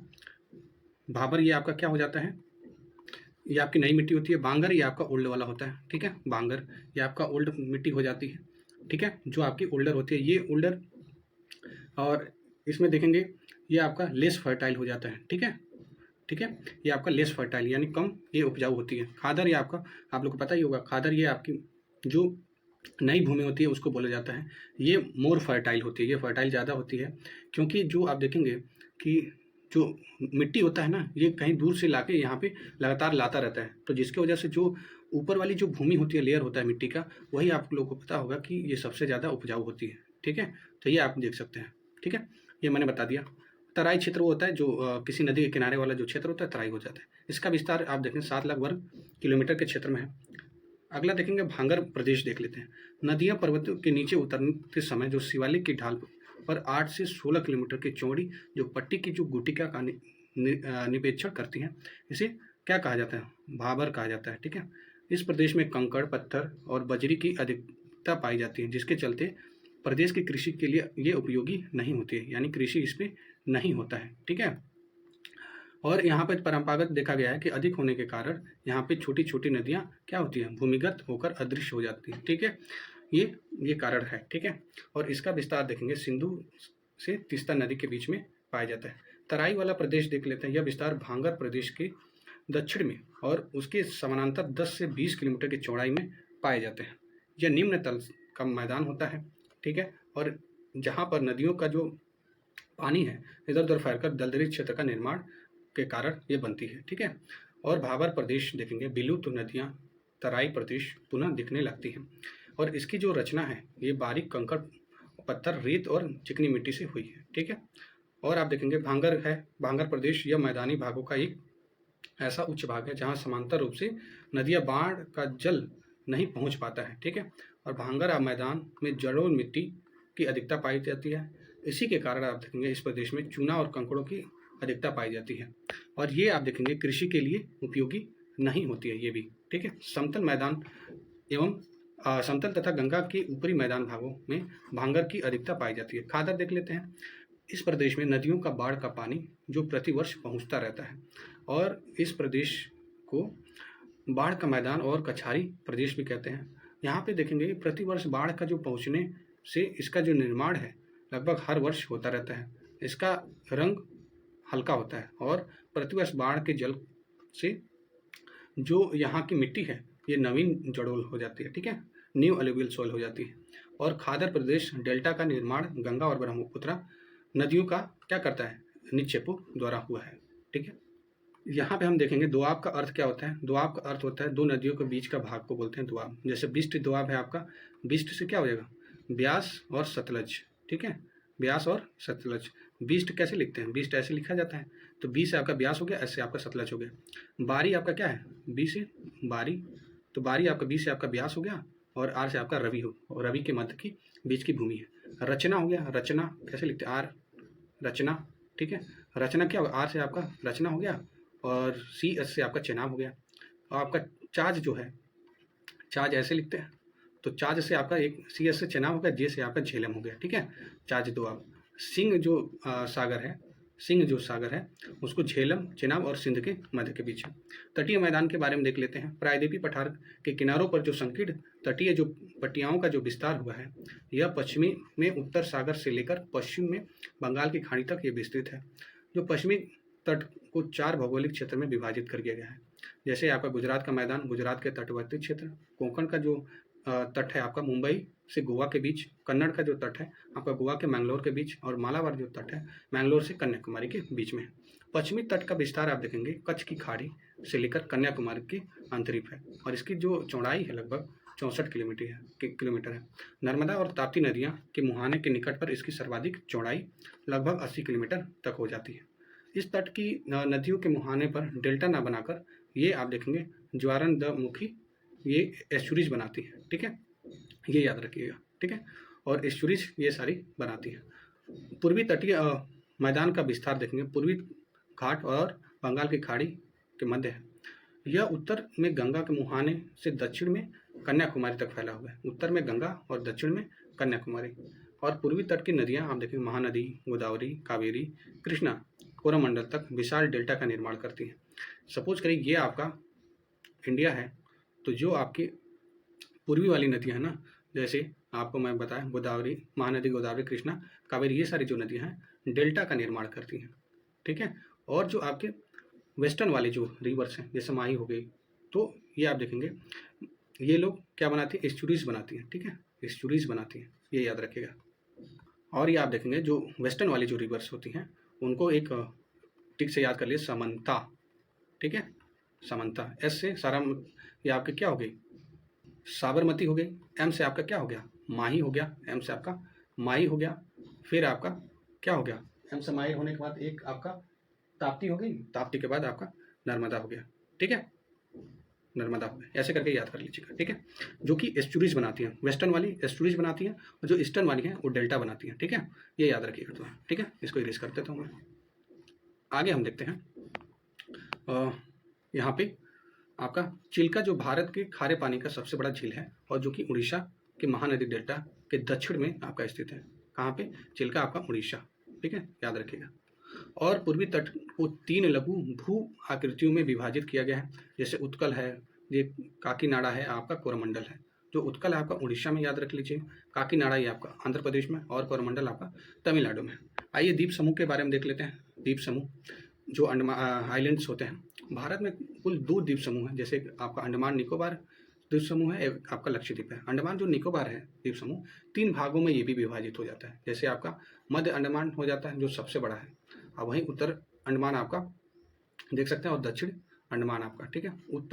अंडमान और निकोबार द्वीप समूह भारत का सबसे बड़ा द्वीप समूह है, जिसमें 836 छोटे छोटे क्या है द्वीप हैं, जिसमें 38 क्या है द्वीपों का मानव बसाव है, ठीक है।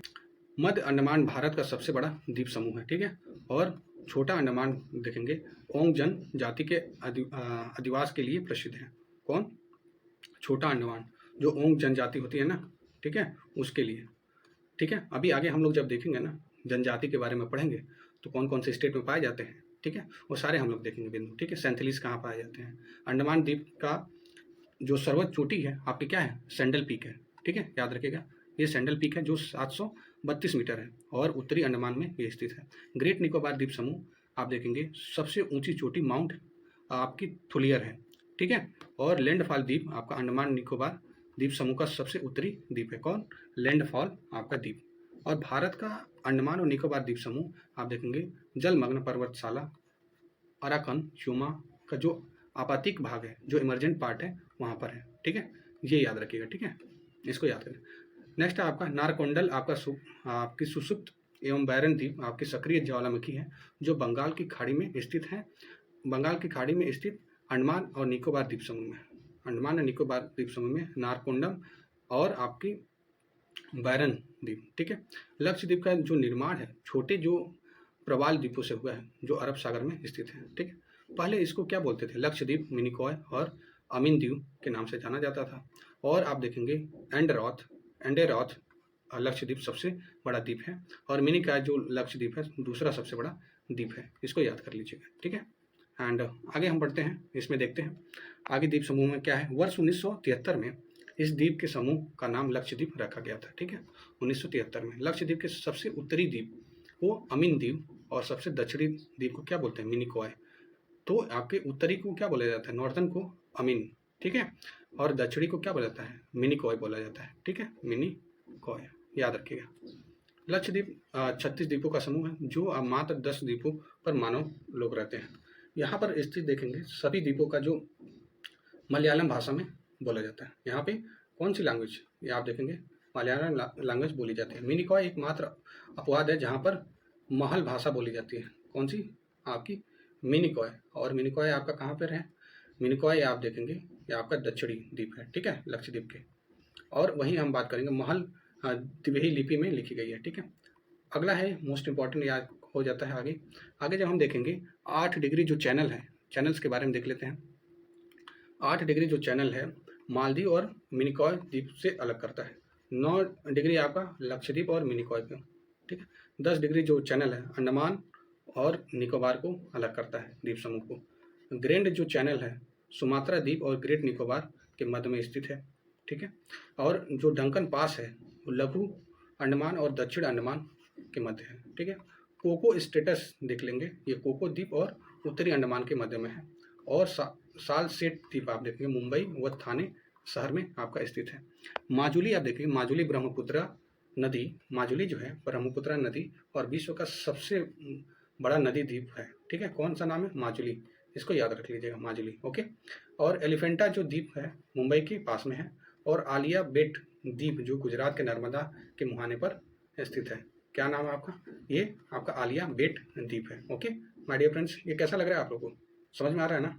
इसमें आप देखेंगे कि आपका ये जो कंप्लीट आपका भारत का भूगोल इसमें कंप्लीट हो जाएगा, ठीक है। इसके बाद आप घटना चक्र का एमसीक्यूज लगा लीजिएगा, प्लस टेस्ट सीरीज दे लीजिएगा। आई गारंटी हो कि आपका प्रीलिम्स इससे बाहर नहीं आने का चांसेस है, ठीक है ना। तो आप मिनिमम सोर्सेस रखिए, उसी को मल्टीपल रिवीजन करने का यही तकनीकी है आपको एग्जाम पास करने का, ठीक है।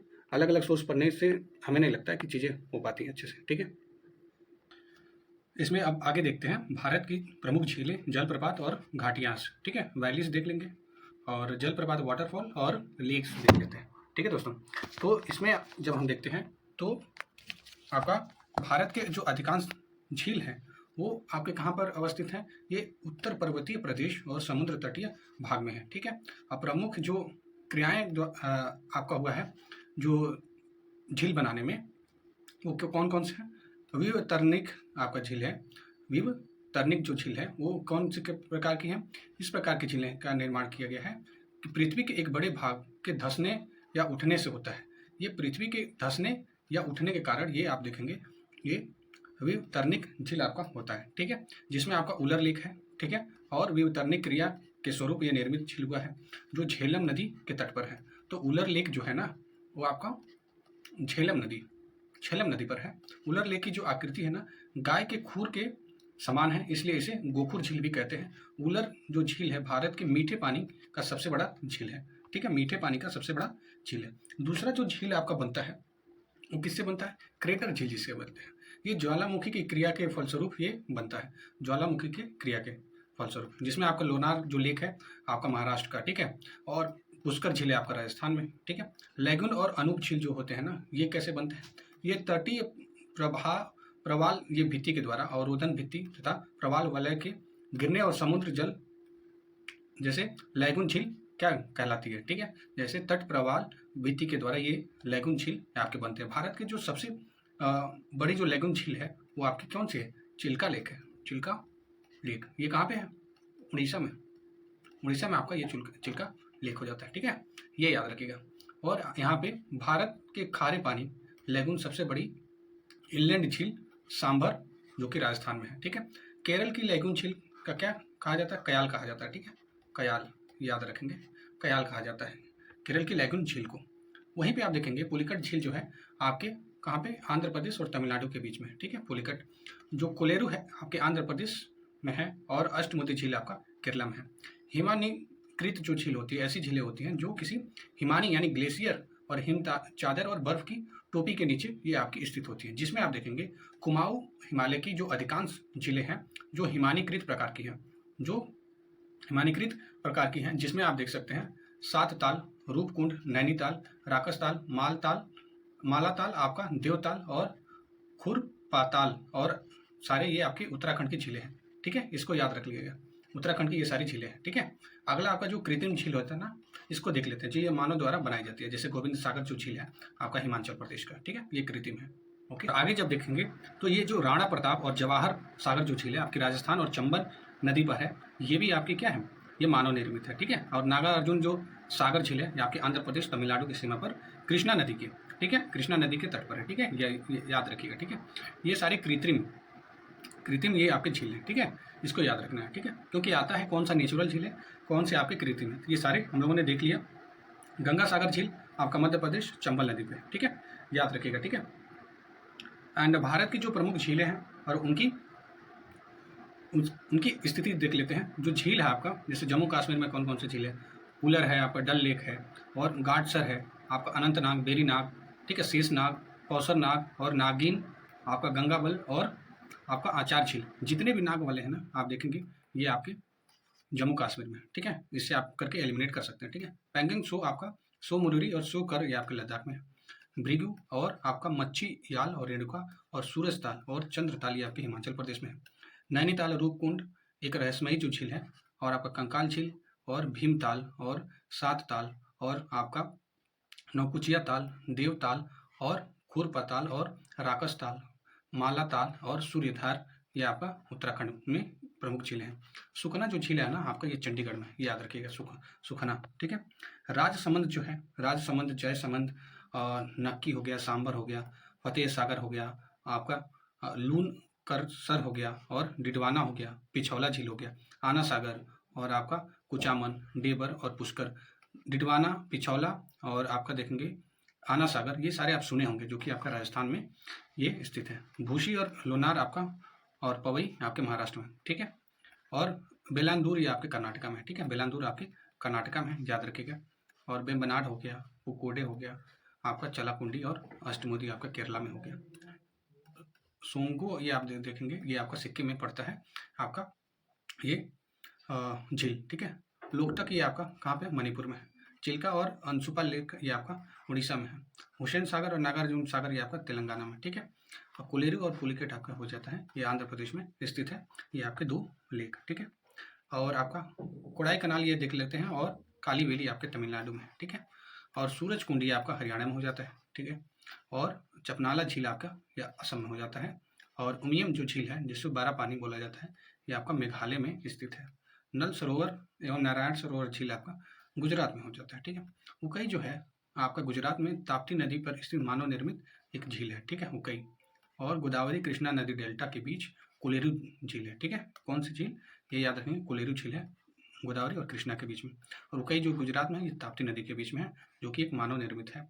पुलिकट जो झील है आपका श्री हरिकोटा द्वीप में स्थित है, जिस पर देखेंगे भारत की अंतरिक्ष अनुसंधान संस्थान इसरो द्वारा स्थापित सतीश धवन अंतरिक्ष केंद्र स्थित है, और इसमें जब आप देखेंगे ये खारे पानी का झील होता है। ठीक है, पुलिकट जो झील है आंध्र प्रदेश तमिलनाडु की सीमा में स्थित है, और वेम्बनाड जो झील है केरल की सबसे बड़ी और भारत की सबसे लंबी झील कौन सी है, वेम्बनाड है, याद रखिएगा। ठीक है, वेम्बनाड। ठीक है, और आपका इस वर्ष 2002 में आर्द्रभूमि रामसर सूची में ये आपका शामिल किया गया था। ठीक है, कौन सा, वेम्बनाड, 2002 में।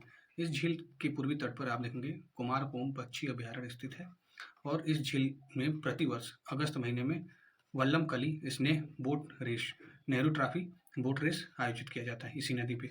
भारत की सबसे बड़ी दो ताजे पानी की जो झील है उसे वुलर लेक कहते हैं। ठीक है, क्या नाम है, वुलर लेक है, जो जम्मू कश्मीर में स्थित है।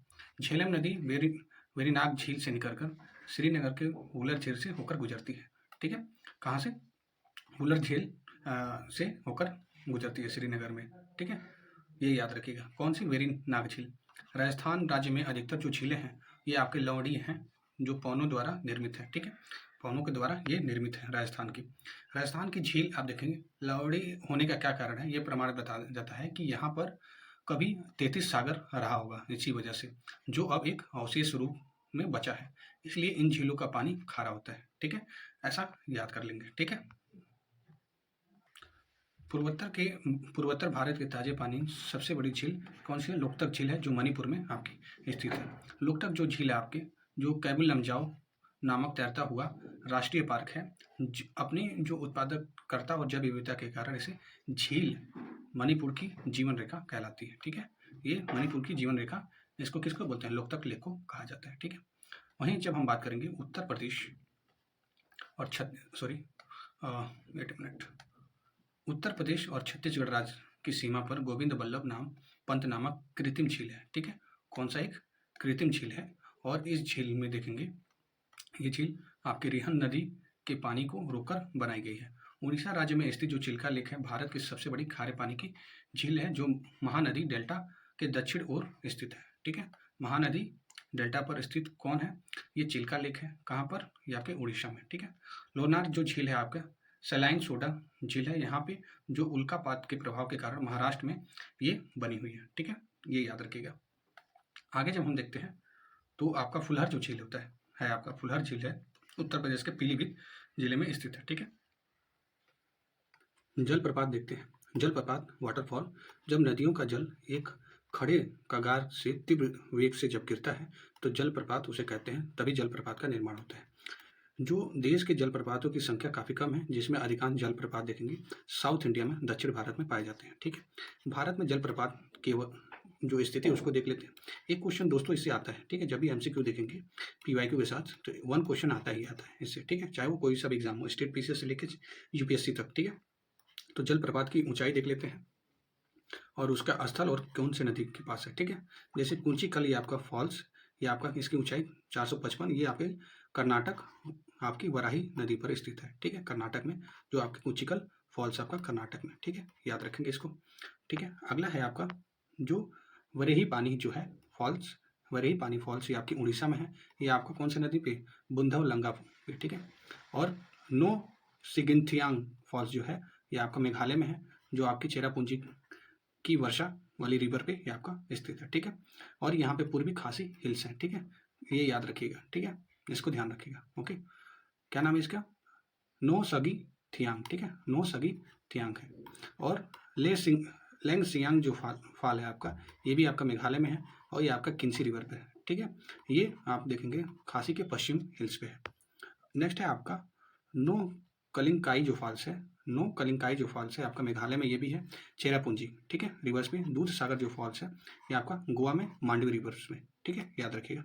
अगला है आपका मीनमुट्टी फॉल्स। मीनमुट्टी जो फॉल्स है ये आपका केरल, ये कल्लार रिवर पर है। ठीक है, जोंग जो वाटरफॉल है ये आपका कर्नाटक में है, ये आपका शरावती रिवर्स पे है। कहाँ पे? शरावती रिवर्स पे।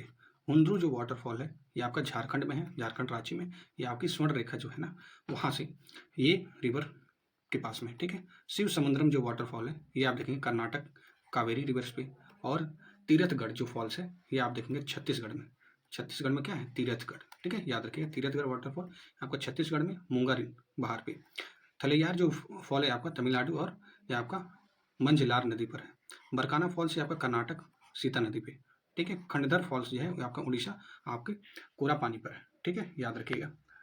ये आपके होने नक्कल, ये आप देख सकते हैं, होने नक्कल जलप्रपात ये आपका, सॉरी होगे नक्कल, ये आपका तमिलनाडु कावेरी नदी पे है। और सूचीपारा ये फॉल्स जो है आपका केरल वायनाड में है। ठीक है, कूने जो फॉल्स है आपका ये महाराष्ट्र लोनेवाला। ठीक है, जोंग और आपका गोरसप्पा को महात्मा गांधी प्रपात के नाम से भी जाना जाता है। यह प्रपात कर्नाटक राज्य में शरावती नदी पर स्थित है। याद रखिएगा, कहाँ पे? कौन सी नदी पे? शरावती नदी पर, जोंग और गरसुप्पा। ठीक है, इसमें राजा रानी, रॉकेट और सेरन नामक 4 अलग अलग झरने भी हैं। ठीक है, इसमें आगे देखते हैं कि जोंग और मैंने बता दिया, जोंग और सरगोप्पा चौड़ाई की दृष्टि से भारत का सबसे बड़ा प्रपात है। जोंग और अथवा क्या बोलते हैं, सरगप्पा। ठीक है, चौड़ाई की दृष्टि से। ठीक है, आयतन की दृष्टि से देखेंगे भारत का सबसे बड़ा जो प्रपात है शिव समुद्रम है, जो कि आपका कर्नाटक के कावेरी नदी पर स्थित है। घट प्रवाह सहायक जो गोकक नदी पर, यह आपकी कौन सी? गोकक प्रपात आपका स्थित है। नीलगिरी के जो पर्वत क्षेत्र पर देखेंगे ये आपकी पायकारा जलप्रपात है। कौन सी? पायकारा, याद रखेंगे। गोकक जलप्रपात ये आपकी घट प्रवाह, आपकी घट प्रवाह की सहायक नदी गोकक नदी पर आपका स्थित है, ठीक है। और धुआंधार जो वाटरफॉल है ये नर्मदा रिवर पे, ये जबलपुर के पास में है, ठीक है। ये आपका याद रखेंगे, ठीक है। धुआंधार ये आपका एमपी में पड़ता है। झारखंड का जलप्रपात टोंस नदी पर स्थित है। चुलिया जो जलप्रपात है आपका राजस्थान के चंबल नदी पर स्थित है।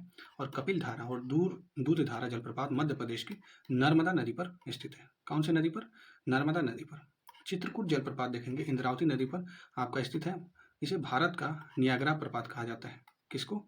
ये आप देखेंगे चित्रकूट जलप्रपात इंद्रावती नदी पर स्थित है, जिसे भारत का नियाग्रा कहा जाता है, ठीक है। और आप देखेंगे थासेधर जलप्रपात आपका महाराष्ट्र में है। और बूढ़ा घाघ प्रपात ये आपका झारखंड की बूढ़ा नदी पर आपका स्थित है। अगला देखते हैं बोनिया जो प्रपात है। बोनिया प्रपात मेघालय में स्थित है। कौन सी जगह पे? मेघालय में स्थित है आपका बेनिया प्रपात, ठीक है। सिरकी जो प्रपात है आपका अरुणाचल प्रदेश में है। वहीं आपका वंजाचल जलप्रपात आपका केरल में है। और पलानी जो जलप्रपात है आपका हिमाचल प्रदेश राज्य में है, ठीक है। और आगे इसको जब देखते हैं तो भारत में कुछ प्रमुख घाटियां हैं, उनको भी देख लेना है। तो प्रमुख घाटियों को देखना बहुत जरूरी है। तो आइए देखते हैं कश्मीर की जो घाटी है, ठीक है। कश्मीर की जो घाटी है उसको देखते हैं। कश्मीर की घाटी आप देखेंगे ये महान हिमालय व पीर पंजाल श्रेणी के मध्य में है। यह बनिहार दर्रे द्वारा जम्मू से जुड़ी हुई है। कौन सी? कश्मीर की घाटी। मूर्खा घाटी और नुब्रा और सुरू घाटी ये आपका केंद्र शासित प्रदेश लद्दाख में है। इसको याद रखिएगा। कहाँ पे है ये आपका? ये आपका लद्दाख में पड़ता है, मूर्खा, नुब्रा और सुरू, ठीक है। हिमाचल प्रदेश में देख लेते हैं पार्वती जो घाटी है और किन्नौर घाटी जहाँ पे सेब का उत्पादन के लिए है। और पांगी घाटी और कुल्लू घाटी आपके धौलाधर और पीर पंजाल की श्रेणियों के बीच में आपका कौन सा है? कुल्लू घाटी, याद रखेंगे। धौलाधर और पीर पंजाल। और सांगला जो घाटी है, सांगला घाटी आपका हिमाचल प्रदेश में है। चंबा जो घाटी है ये पर्यटन स्थल है, ठीक है। भारमौर और डलहौजी और खज्जियार यहीं पर स्थित है। जो कांगड़ा है ये धर्मशाला घाटी है, यहीं पे स्थित है। कांगड़ा वैली में ही धर्मशाला इसी घाटी पे स्थित है। जो लाहौल घाटी है उस घाटी से आप देखेंगे चंद्रभागा नदियां प्रभावित होती हैं, चंद्रभागा नदियां, ठीक है। जो मालना घाटी है ये छोटा यूनान के रूप में प्रसिद्ध है। कौन? मालना। स्पीति जो घाटी है ये आप देखेंगे ताबू मठ इसी घाटी में स्थित है। ये सारी आप देख सकते हैं, ये आपकी हिमाचल प्रदेश की, ठीक है। हिमाचल प्रदेश की सारी घाटियां थी, ठीक है। अगला है उत्तराखंड में, देख लेते हैं कौन कौन सी घाटियां हैं, ठीक है। तो ये सूर जो घाटी है ना आपका ये उत्तराखंड में है। नेलांग जो घाटी है गंगोत्री नेशनल पार्क है यहीं पे, नेलांग घाटी भी आपका उत्तराखंड में। ये आपका दून घाटी है शिवालिक और लघु शिवालिक के मध्य में स्थित है। कौन? आपका दून घाटी। जोहार जो घाटी है आपका ये मिलाम घाटी और गौरी गंगा घाटी फूलों की घाटी खाई जाती है। ये आपका कहाँ पे है? ये आपका उत्तराखंड में। धर्मा घाटी जो है धर्म गंगा नदी पर द्वारा निर्मित है, ठीक है। ये आपका उत्तराखंड में है, ठीक है। ये आपका जुकू घाटी जो है ना ये आपका नागालैंड में है। याद रखिएगा जो जुकू घाटी है ये आपका नागालैंड में है, ठीक है। और युथांग जो घाटी है इसको जो हॉट स्प्रिंग कहा जाता है, ठीक है, हॉट स्प्रिंग। और रेडोडेड्रॉन आप देखेंगे सिक्किम की झाड़ियों के लिए प्रसिद्ध है। रेडोडेड्रॉन ये आप यूपीएससी में भी क्वेश्चन आया हुआ है, ठीक है। जो अराकू घाटी है आप देखेंगे उत्तर प्रदेश के विशाखापट्टनम में आपका स्थित है अराकू घाटी। और गंगीकोटा जो घाटी है ये आप देखेंगे ग्रैंड कैनियन ऑफ इंडिया किसको बोलते हैं? गंगीकोटा घाटी को बोला जाता है, जो कि आपका आंध्र प्रदेश में है। न्योरा जो घाटी है ये आपका पश्चिम बंगाल दार्जिलिंग में आपका स्थित है। कंबन घाटी देखेंगे, कंबन घाटी आपका तमिलनाडु में है।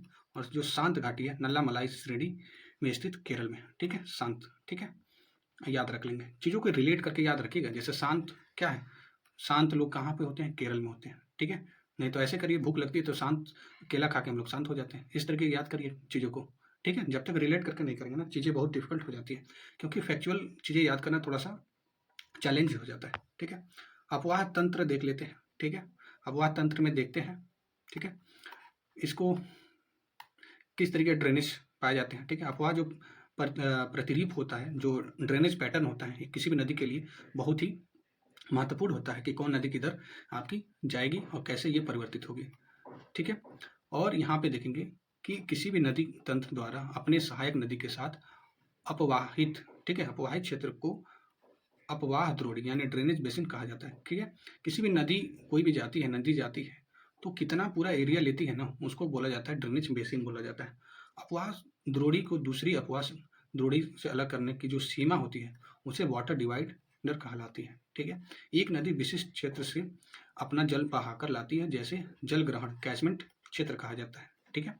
कुछ अपवाद क्षेत्र जो होते हैं लगभग 77% जो जल नदियों बंगाल की खाड़ी में, जिसमें गंगा, ब्रह्मपुत्रा, महानदी, कृष्णा और सारी आप देखेंगे, तथा 23% जो है ना अरब सागर में, जिसमें आप देखें सिंधु, नर्मदा, ताप्ती, माही, पेरियार रिवर क्या होती है, विसर्जित होती है। ठीक है, इसका ध्यान रखिएगा। जिसमें आप देखेंगे जो नदी की श्रेणी है, द्रोणी है, नदी की द्रोणी, जैसे कौन कौन सी नदियां उसमें आ जाती हैं, जैसे प्रमुख नदी द्रोणी में आप देख सकते हैं गंगा है, ब्रह्मपुत्रा, कृष्णा, ताप्ती, नर्मदा, ये सारी आ जाती हैं। ठीक है, वहीं आपका मध्यम नदी द्रोणी में आप देखेंगे कालिंदी, पेरियार और मेघना हो जाती है। ठीक है, लघु नदी द्रोणी में आप देखेंगे वर्षा आधारित जो भी नदियां होती हैं, जो कि पेरिनियल रिवर्स कहते हैं। ठीक है, जो सालों भर आपकी बहती रहती है। ठीक है, वर्षा के कारण ये और ज़्यादा बहने लगती है। ठीक है, और भारतीय नदियों का जो वर्गीकरण है उसको देख लेते हैं। जैसे हिमालय की कुछ नदियां हैं, कुछ आपकी प्रायद्वीपीय नदियां हैं। सपोज करिए ये आपका, ठीक है, थोड़ा 1 मिनट रुकिए। हाँ, ये आपका सपोज करिए आपका प्यारा भारत है। ठीक है, तो यस, हाँ बन गया, ठीक ठाक बन गया। तो ये आप देखेंगे यहाँ पे आपको क्या देखने को मिलता है कि हिमालय की जो नदी है, जो हिमालय आपको पता है कि यहाँ से लेके पूरा ये यहाँ तक फैला हुआ है। ठीक है, पूरे नॉर्थ ईस्ट में। ठीक है, याद रखेंगे। तो ये कुछ नदियाँ हैं, कुछ प्रायद्वीपीय वाली हैं जो यहाँ पे हैं।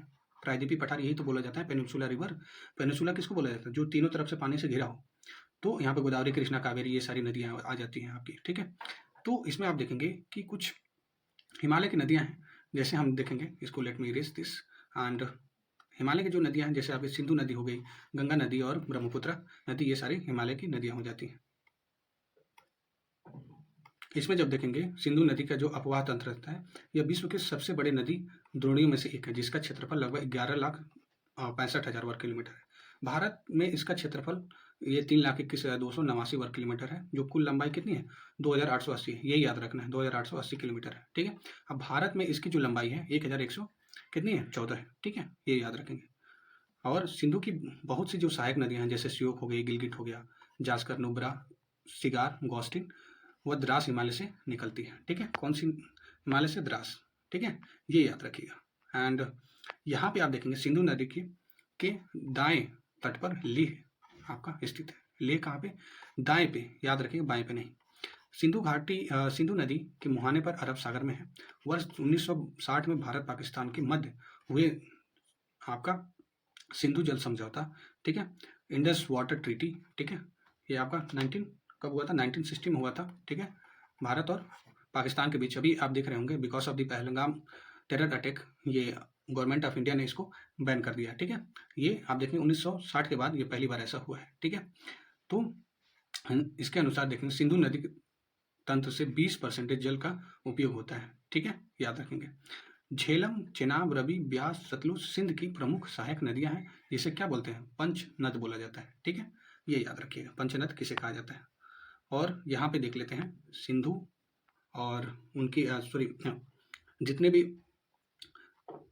सिंधु की सहायक नदियां वो सारी देख लेते हैं। ठीक है, जैसे सिंधु है, सिंधु की जो कैलाश पर्वत श्रेणी से आपकी बोखरचू, याद रखेंगे कहाँ से, बोखरचू से, ये निकट हिमनद से ये आपका उद्गम होता है। ठीक है, और इसकी लंबाई कितनी है, 2,880। और ये आप देखेंगे इसके कुछ महत्वपूर्ण तथ्य हैं, जैसे सिंधु को तिब्बत में सिंगी खंबान या शेर मुख कहा जाता है, और भारत में इसकी लंबाई 1,114 किलोमीटर है। इसको याद रखिएगा। वहीं आप झेलम देखेंगे तो आपका क्या है, झेलम आपका बेरीनाग से निकलता है, जो कि पीर पंजाल में है, और ये 724 किलोमीटर की लंबे के साथ ये श्रीनगर के पास देखेंगे विसर्ग का निर्माण करती है। वहीं ये पाकिस्तान में प्रवेश करने से पहले आप देखेंगे बासमंगल घाटी का निर्माण करती है। किसकी, बासमंगल घाटी का।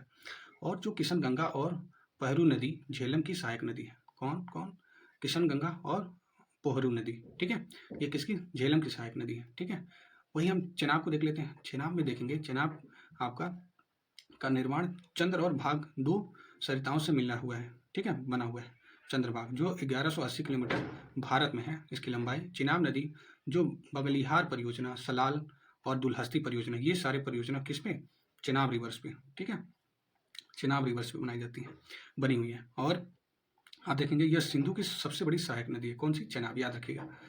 ठीक है, चेनाब सबसे लंबी आपकी किसकी, सिंधु की सबसे लंबी सहायक नदी है। और आप देखेंगे यहाँ पे हिमाचल प्रदेश में इसे चंद्रभागा के नाम से जाना जाता है। ठीक है, रावी है आपका रोहतांग दर्रे से निकलती है कि पश्चिम से। ठीक है, ये 725 किलोमीटर भारत में। और रावी नदी पर निर्मित परियोजना जैसे चमेरा हो गया, थिन, ये दो परियोजनाएं हैं ना, चमेरा और थिन, ये आपकी रावी नदी पर है। ठीक है, इसको ध्यान रखिएगा क्योंकि परियोजना से क्वेश्चन आ ही जाता है।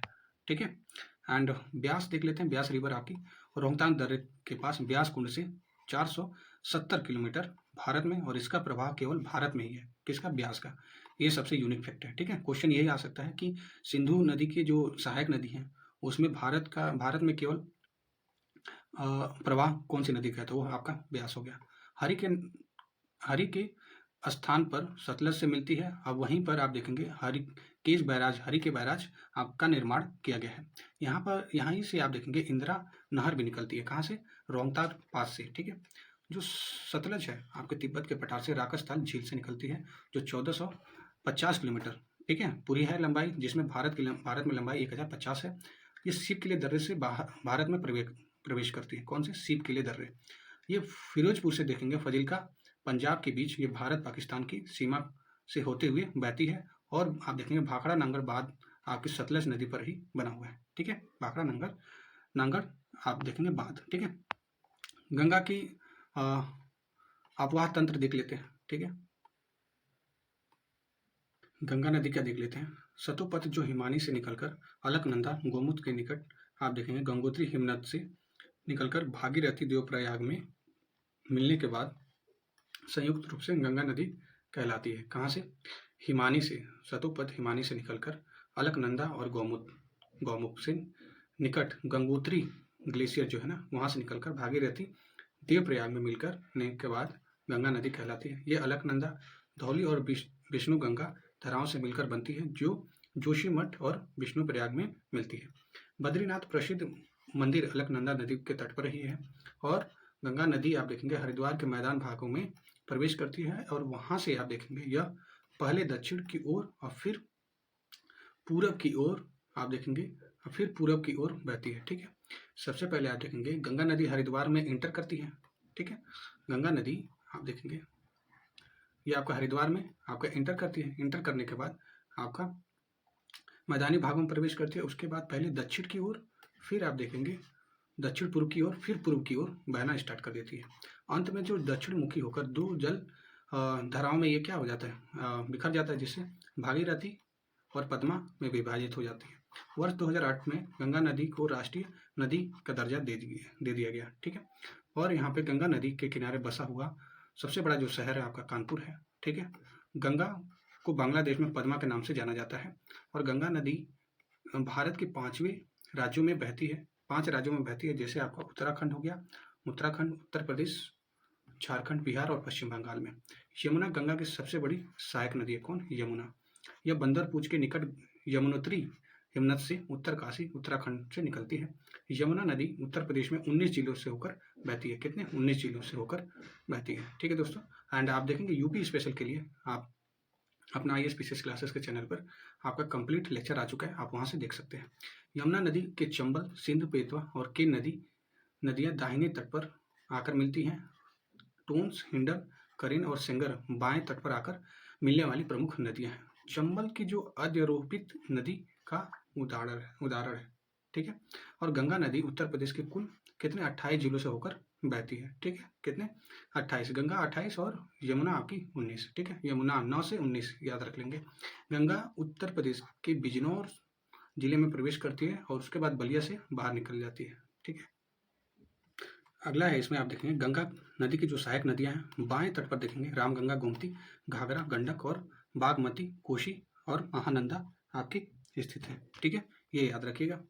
और वहीं दाहिने तट पर आपका यमुना, टोंस, सोन और कर्मनाशा। ठीक है, ये आप देख सकते हैं आपकी। तो यहाँ पे आप लोग को मैं एक ट्रिक बता देता हूँ। दाहिने के लिए आप याद रखेंगे यशोदा, याद रखेंगे यशोदा, यानी य से यमुना हो गया, फिर आपका सोन हो गया, फिर आपका दामोदर हो गया। ठीक है, याद रखिएगा। ठीक है, ये आपके हो जाते हैं दाहिने वाले। बाकी आप टोन्स है, कर्मनाशा, ये याद रख लीजिएगा। बाएं वाले जो हैं इसको याद रखिएगा, रिलायंस, 3G का मालिक, ऐसे याद रखिएगा। तो रिलायंस से रामगंगा हो गया, ठीक है, और गोमती से 3G से आपका घाघरा गोमती गंडक हो गया, ठीक है, और मालिक से आपका महानंदा हो गया। अब बाकी बागमती और कोसी याद कर लीजिएगा बस, ठीक है। ये आपकी गंगा की सहायक नदियाँ आपकी कंप्लीट हो गई, ठीक है। कोसी नदी बिहार का शोक नदी माना जाता है। भारत और नेपाल दोनों देशों से होकर बहने वाली जो मेची नदी महानंदा की सहायक नदी है। किसकी? महानंदा की सहायक नदी है। कौन? मेची नदी, ठीक है, ये याद रखिएगा। आगे जब हम बढ़ते हैं तो इससे एक PYQ आया हुआ है, ठीक है, PYQ आया हुआ है लास्ट ईयर UPPCS में। गंगा की सहायक नदियाँ का पश्चिम से पूर्व की ओर क्रम देखना है। जैसे यमुना आती है, फिर तमसा जिसको टोंस बोला जाता है, फिर गोमती, घाघरा, सोन, फिर आपका गंडक है, बूढ़ी गंडक है, कोशी है, महानंदा है, और आपका कौन है? हुगली है, ठीक है। इसको याद रख लीजिए, बहुत इंपॉर्टेंट है। पंचप्रयाग, ये भी आपका बहुत इंपॉर्टेंट हो जाता है। 5 प्रयागों से पूछा जाता है, नीचे से ऊपर की तरफ है। जैसे देवप्रयाग है आपका भागीरथी और अलकनंदा, और रुद्रप्रयाग आपका अलकनंदा और मंदाकिनी है। कर्णप्रयाग आपका अलकनंदा और पिंडार है। नंद प्रयाग आपका देखेंगे, नंद प्रयाग आपका कौन कौन सा है? अलकनंदा और मंदाकिनी है। विष्णु प्रयाग आपका धौली गंगा और आपका विष्णु गंगा है। इसको याद करने का एक तरीका मैं बता देता हूँ, ठीक है। इसको याद करने का तरीका क्या है? देवप्रयाग आप देखेंगे भागीरथी और अलकनंदा, तो भागीरथी अलकनंदा यानी बैट हो गया, ठीक है, देवप्रयाग का। रुद्र प्रयाग का क्या हो जाएगा? MAR, बैड मार, ठीक है। M से आपका क्या हो जाएगा? मंदाकिनी, A से आपका अलकनंदा, और R से आपका रुद्रप्रयाग, ऐसे करके याद कर लेंगे, ठीक है। कर्ण प्रयाग का क्या हो जाएगा? PAK, ठीक है, पाक याद रख लीजिएगा। P से आपका पिंडर हो गया, A से अलकनंदा और K से कर्णप्रयाग। और आप देखेंगे नंद प्रयाग का क्या हो जाएगा? ये नंद प्रयाग का NAN, नान याद रख लीजिएगा। नंद प्रयाग, अलकनंदा और नंदाकिनी। और विष्णु प्रयाग का क्या रखेंगे? विष्णु प्रयाग का आप रख लीजिए VDV, ठीक है, ये याद रख लीजिएगा, ठीक है। ऐसे करके आप देखेंगे काफ़ी आसान हो जाएगा आपको याद करना, ठीक है। ऐसे करके याद कर लेंगे, याद हो जाएगा, ठीक है। और नदियों का उद्गम देख लेते हैं, ठीक है। यस, नदियों का उद्गम देख लेते हैं। यहाँ पे गंगा नदी के जो तंत्र हैं वो सारे देख लेते हैं। जैसे आपका गंगा आपके गंगोत्री नदी के निकट गोमुख से निकलती है, जो 2525 किलोमीटर की लंबाई है। इसके मुहाने में क्या है? बंगाल की खाड़ी है। इसकी सहायक नदियाँ मैंने बताया, यमुना, टोंस, कर्मनाशा, पुनपुन, किऊल है, घाघरा है, गंडक है और गोमती है। चंबल है, चंबल का क्या है? जनापाव पहाड़ी से ये निकलकर 1960 किलोमीटर चलती है, और इटावा के निकट यमुना में, ठीक है, इटावा के निकट आप देखेंगे यमुना ये संगम बनाती है, और काली, सिंध, बनास, पार्वती और छिपरा ये सहायक नदी है किसकी? चंबल की।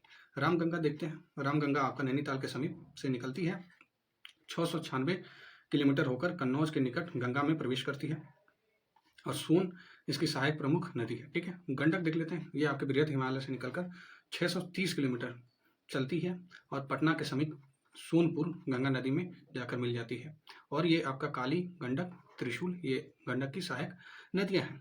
आगे हम जब देखते हैं यमुना के बारे में देख लेते हैं। यमुना यमुनोत्री ग्लेशियर से 1376 किलोमीटर चलकर प्रयागराज के गंगा नदी में ये आपका मिल जाती है, और चंबल, सिंध, बेतवा, केन, टोंस, हिंडन और बेरेन इसकी क्या है? सहायक नदियाँ हैं।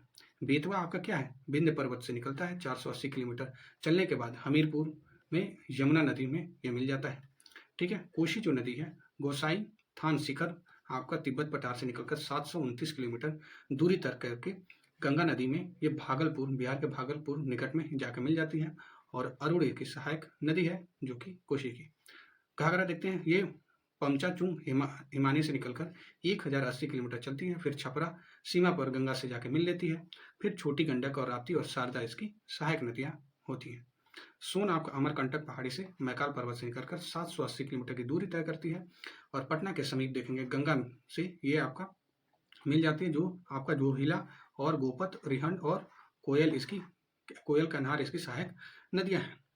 कर्मनाशा आप देखेंगे बिहार के कैमूर जिले में, ठीक है, बिहार के कैमूर जिले में ये से निकलकर 192 किलोमीटर दूरी तय करके चौसा पे जाके ये आपकी मिल जाती है, ठीक है। आइए अब अगला देखते हैं। ब्रह्मपुत्र नदी के जो अपवाह तंत्र है। ब्रह्मपुत्र नदी विश्व की सबसे लंबी नदियों की श्रेणी में आती है। इसका उद्गम कैलाश पर्वत श्रेणी के दक्षिण में जो मानसरोवर झील के निकट ये आपका आंशिक ग्लेशियर जो चोमेंगडुंग हिमनद में होता है। ठीक है, ये क्या कौन सा कहाँ पे, ये आंगसी ग्लेशियर के पास, ये याद रखिएगा, आंगसी ग्लेशियर के पास। ठीक है, अगला है इसमें, इसका जो अपवाह तंत्र है भारत, चीन, भूटान और बांग्लादेश में विस्तृत है। इसकी लंबाई आप देखें 916 किलोमीटर भारत में है और कुल लंबाई ये आपका 2900 है। ठीक है, 2900। और यह नदी तंत्र भारत के असम, कहाँ पे, भारत के असम, पश्चिम बंगाल, मेघालय, नागालैंड और अरुणाचल प्रदेश और सिक्किम राज्यों में आपका विस्तृत है। ब्रह्मपुत्र नदी असम घाटी के जो गुफित जलमार्ग बनाती है, जिसमें आप देखेंगे मांजुली जैसे कुछ बड़े द्वीप भी मिलते हैं यहाँ पर। ब्रह्मपुत्र नदी मयूर द्वीप में स्थित है। ठीक है, और पासी घाट के निकट आप देखेंगे इन दो सहायक नदियां जिसका नाम है दिबांग और लोहित, इसके बाएं तट पर मिलती है। कौन से तट पर, बाएं तट पर मिलती है। और इसके पश्चात इसका नाम क्या है, ब्रह्मपुत्र हो जाता है। ठीक है, क्या हो जाता है, ब्रह्मपुत्र। लोहित और दिबांग नदियां दो सहायक नदियां हैं। ठीक है, कहाँ पे, पासी घाट। ठीक है, तीस्ता ब्रह्मपुत्र की सहायक नदी है और इसका उद्गम देखेंगे सिक्किम के में राज्य में स्थित जो चुलामो जो झील है वहां से आपका होता है। ठीक है, उद्गम इसका तीस्ता का। तीस्ता नदी पहले गंगा की सहायक नदी थी, लेकिन वर्तमान में ब्रह्मपुत्र की सहायक नदियां हो गई हैं। जैसे कि आप लोग को पता है कि जो नदियां होती हैं वो अपना जो प्रवाह वाला जो क्षेत्र होता है चेंज करती रहती है। ठीक है, जो रंगीत नदी है तीस्ता नदी की सहायक नदी है। बहुत ही यूनिक फैक्ट है, जो रंगीत नदी है तीस्ता नदी की सहायक नदी है। ठीक है दोस्तों, ब्रह्मपुत्र नदी के नाम जान लेते हैं, कौन कौन से नाम, कहाँ पे जाकर कौन से नाम हो जाता है। जैसे आपका चीन में आप देखेंगे ये सांगपो के नाम से जाना जाता है, अरुणाचल प्रदेश में दिहांग, असम में आपका ब्रह्मपुत्र, बांग्लादेश में आपका जमुना के नाम से जाना जाता है। दिबांग, लोहित, सुबनसिरी, रंगा, जिया, भरेली, मानस और संकोच तीस्ता ब्रह्मपुत्र में दाईं ओर से मिलने वाली ये सारी नदियां हैं। कौन सी, दाईं ओर से मिलने वाली। ठीक है, और देशांग, दिक्खो और धनसिरी, कपिली ब्रह्मपुत्र की बाईं ओर से मिलने वाली ये नदियां हैं। ठीक है, तो दाईं और बाईं दोनों याद कर लीजिएगा। ठीक है, आपके एग्जाम के लिए काफी इंपॉर्टेंट है। ठीक है, कौन कौन सी नदियां हैं। संकोच जो नदी है असम की अरुणाचल प्रदेश के बीच की सीमा बनाती है। आइए देखते हैं जो प्रायद्वीपीय जो नदियां हैं।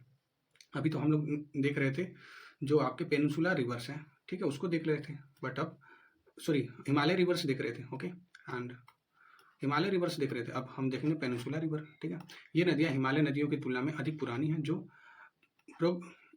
प्रौढ़ावस्था को प्राप्त कर चुकी है। ठीक है, इस नदियों का ढाल जो है ना, स्लोप है जो है ना आपका कम है। ठीक है, इस नदियों में आप देखेंगे मियंडर का अभाव है और नर्मदा नदी जो उद्गम स्थल अमरकंटक पहाड़ियाँ और ये विंध्य और सतपुरा श्रेणी के मध्य ये प्रभावित होती है। ताप्ती नदी देखेंगे मुल्ताई और आपका बैतूल जिला मध्य प्रदेश के पवित्र तालाब से निकलती है। ठीक है, नर्मदा और ताप्ती भ्रंश घाटियों से प्रभावित होकर होती हुई अरब सागर में जाकर गिर जाती है।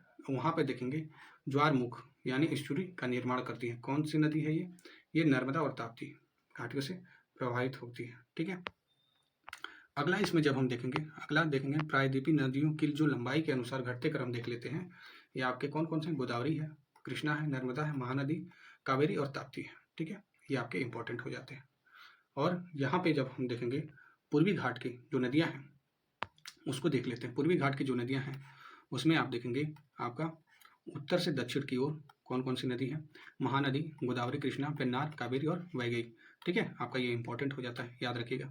ठीक है, तो यहाँ पे प्रायद्वीपीय जो नदियाँ हैं, ठीक है, उनके बारे में जान लेते हैं। ठीक है, एक ही बार सारा दिया हुआ है, उनका उद्गम, संगम और कौन कौन सी सहायक नदी है। तो बहुत ही इंपॉर्टेंट ये स्लाइड है। ठीक है, इसको बहुत ही अच्छे से मार्क कर लीजिएगा। ठीक है, तो चलिए देखते हैं। गोदावरी नदी ये आपके बृहद गंगा, दक्षिण गंगा के नाम से जाना जाता है। ये महाराष्ट्र के नासिक जिले त्रंबकेश्वर नामक स्थान से बंगाल की खाड़ी में जाके मिल जाता है और 1465 लंबाई के साथ इसकी सहायक नदी पूर्णा, वर्धा, मंजरा, वेनगंगा, पेनगंगा, रणहिता, इंद्रावती और सबरी मंजिरा है। ठीक है, किसकी, गोदावरी की। ठीक है, ये याद रखिएगा। आपका ये कृष्णा जो रिवर है ये आपका पश्चिमी घाट महाबलेश्वर से पास निकलती है। ठीक है, महाबलेश्वर से। कृष्ण भगवान क्या थे, बहुत ही बलशाली थे, महाबलेश्वर ऐसे करके याद कर लेंगे। बंगाल की खाड़ी में ये भी जाके मिलती है। 1401 इसकी लंबाई है। भीमा, तुंगा, मूशी, अमरावती, कोयना, पंच गंगा, दूध गंगा, घटप्रभा और मालप्रभा इसकी सहायक नदियां हैं। महानदी आप देखेंगे छत्तीसगढ़ के सिहावा पहाड़ी से निकलकर बंगाल की खाड़ी में जाके मिल जाती है। 851 किलोमीटर चलने के बाद शिवनाथ मंड ईब बाएं तट से तथा जोंग ओंग तेल आपके दाएं तट से निकलने वाली ये आपकी नदियां हैं। कावेरी नदी आप दक्षिण भारत की गंगा बोला जाता है कावेरी को, जो ब्रह्मगिरी पहाड़ी से निकलती है। ठीक है, ये बंगाल की खाड़ी में जाकर मिल जाती है और इसकी 800 किलोमीटर चलने के बाद हिमावती, लोक पावनी, काबनी और अमरावती, लोक पावनी, हैरांगी, सिमसा और अर्कावती और लक्ष्मण तीर्थ भवानी, ये सारे आप देख सकते हैं, ये सहायक नदियां हो गई। पेन्नार ये जो है नंदी दुर्ग पहाड़ी कर्नाटक में से निकलकर ये बंगाल की खाड़ी में जाकर मिल जाती है और 597 किलोमीटर चलने के बाद ये चित्रावली और पापा शनि ये सहायक नदियां बनाती है। वैगई जो है तमिलनाडु में स्थित सानद की पहाड़ी पश्चिमी घाट से निकलती है, जो बंगाल की खाड़ी में जाकर पहुंच जाती है। 288 किलोमीटर चलने के बाद ये बनाती है कुमम और वर्षानाड, श्रीलियार और तेबियार, वराह और मंगलार, ये आपकी सहायक नदी है किसकी, आपकी वैगई की। ठीक है, अरब सागर में गिरने वाली प्रायद्वीपी नदियां देख लेते हैं अरब सागर में। ठीक है, अरब सागर यहाँ पे है, बे ऑफ बंगाल ये वाला है। ठीक है, तो अरब सागर में जो गिरती हैं उनका क्या नाम है, जैसे नर्मदा हो गया, ताप्ती हो गया, माही हो गया, लूनी हो गया, ये सारे याद रखेंगे। ठीक है, जो कि एस्चुरीज बनाती हैं, बेसिकली एस्चुरीज बनाती हैं ये सारी नदियाँ। ठीक है, तो जो ये आपके अरब सागर में मिलती हैं। ठीक है, तो आइए सबसे पहले नर्मदा का देखते हैं। तो नर्मदा ये आपके अमरकंटक मध्य प्रदेश से निकलकर खंबात की खाड़ी 1312 किलोमीटर के साथ सहायक नदी क्या है, कोरीसन है, तवा है, बंजर है, आपका सनीर, ये सारी नदियाँ हैं। ताप्ती आपकी जो मुल्ताई बैतूल मध्य प्रदेश से निकलकर खंबात की खाड़ी 724 किलोमीटर लंबाई के साथ पूर्णा, वधूर, गिरना, बोरी और पांजर, आनेर और मोरना, ये सारी नदियाँ सहायक नदियाँ होती हैं आपकी किसकी, ताप्ती की। माही की देख लेते हैं, मध्य प्रदेश के धार जिले जो आमछूर में मेहत झील से निकलती है। इसका संगम खंबात की खाड़ी के साथ ये आपके जाखम, सूम, चाय और अनश, ये सहायक नदी होती है। ठीक है, याद रखेंगे सहायक नदियों का नाम।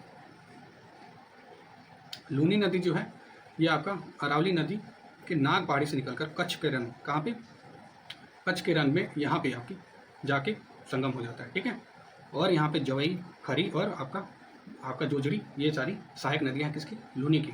ठीक है, लूनी याद रखेंगे। आयु, आकार और लंबाई के कारण गोदावरी नदी को बूढ़ी गंगा कहा जाता है। किसको, बूढ़ी गंगा, दक्षिण गंगा भी कहते हैं। केरल में जो पेनियार और भरत पूजा, जो पेनानी और पाम्बा नदियां प्रभावित होती हैं। पेनियार केरल की सबसे बड़ी नदी है, जो भरत पूजा केरल की दूसरी सबसे बड़ी नदी कहलाती है। ठीक है, गोवा में देखें मांडवी, गोवा में कौन, मांडवी और जुआरी नदियां प्रभावित होती हैं। मांडवी गोवा में और जुआरी नदी, ये दोनों गोवा में। मांडवी ये आपका कई बार पीवाईक्यू में पूछ चुका है। गोवा की जो जीवन रेखा भी कहते हैं किसको, मांडवी रिवर्स को कहते हैं। ठीक है, सतरंजी और आपकी भादर गुजरात में प्रवाहित होने वाली प्रमुख नदियां हैं। ये आपका कल्पोंग नदी अंडमान और निकोबार द्वीप समूह में बहती है। ठीक है, ये याद रखेंगे। ठीक है, और कावेरी नदी के जो अपवाह क्षेत्र को कुल 3% देखेंगे केरल में, बाकी 41% कर्नाटका और 56% आपका तमिलनाडु में। यानी कावेरी सबसे ज़्यादा तमिलनाडु में, फिर आपका कर्नाटका में, फिर आपका केरल में, याद रखिएगा। ठीक है, क्योंकि इस तरीके के क्वेश्चन भी आता है, सबसे ज़्यादा अपवाह क्षेत्र कौन से स्टेट में है। ठीक है, कावेरी नदी दक्षिण भारत की गंगा की उपमा प्रदान की गई है। शिव समुद्रम जो जल विद्युत परियोजना है कावेरी नदी पर ही स्थित है। और दक्षिण भारत की जो नदियां हैं जैसे वृक्षनुमा अपवाह तंत्र बनाती है। ठीक है, वृक्षनुमा मतलब ऐसे ऐसे करके अपवाह क्षेत्र बनाती है। ठीक है, ये ठीक है, ये देख लीजिएगा। ठीक है, आगे देखते हैं दमन गंगा नदी दादर और नागर हवेली में बहती है। दामोदर नदी बंगाल की शोक के नाम से जाना जाता है। किसको, दामोदर नदी को। ठीक है, जो कि ये आपकी हुगली की सहायक नदी है। आइए देख लेते हैं कुछ बंगाल की खाड़ी की नदियाँ देख लेते हैं, है ना, ये नदियाँ भी देखना बहुत जरूरी है। बंगाल की खाड़ी में जो गिरते हैं मैंने बताया आपको, लेकिन एक बार और बता देते हैं। जैसे पद्मा हो गया, हुगली, स्वर्णरेखा, वैतरणी, ब्रह्मणी, महानदी, गोदावरी, कृष्णा, पेन्नार, आपका पल्लार, कावेरी और वैगई। ये आप देखेंगे नॉर्थ से साउथ भी इसको देख लीजिएगा। ठीक है, क्योंकि इस तरीके क्वेश्चन पूछता है आयोग। ठीक है, और अरब सागर में गिरने वाली जो नदियाँ हैं जैसे लूनी हो गई, साबरमती, नर्मदा, ताप्ती, मांडवी, जुआर और सारामती, और भरत पूजा और पेनियार और तांबा, ये भी नॉर्थ साउथ, ये भी देख लीजिएगा। ठीक है, आगे बढ़ते हैं दोस्तों। ठीक है, मुझे लग रहा है कि लेक्चर बड़ा हो रहा है। ठीक है, तो यहाँ पे लेक्चर हम लोग कंप्लीट करते हैं। नेक्स्ट वाला जो आपका लेक्चर होगा ये जलवायु, और इसमें आप देखेंगे कंप्लीट हो जाएगा आपका भारत का भूगोल। ठीक है दोस्तों, कैसा लगा लेक्चर आप बताइए कमेंट बॉक्स में ज़रूर। एंड अगर आपको किसी भी तरीके का और रिक्वेस्ट चाहिए तो आप कमेंट बॉक्स में बता सकते हैं। We will try to cover it. And तब तक के लिए जय हिंद, अपना ख्याल रखिए।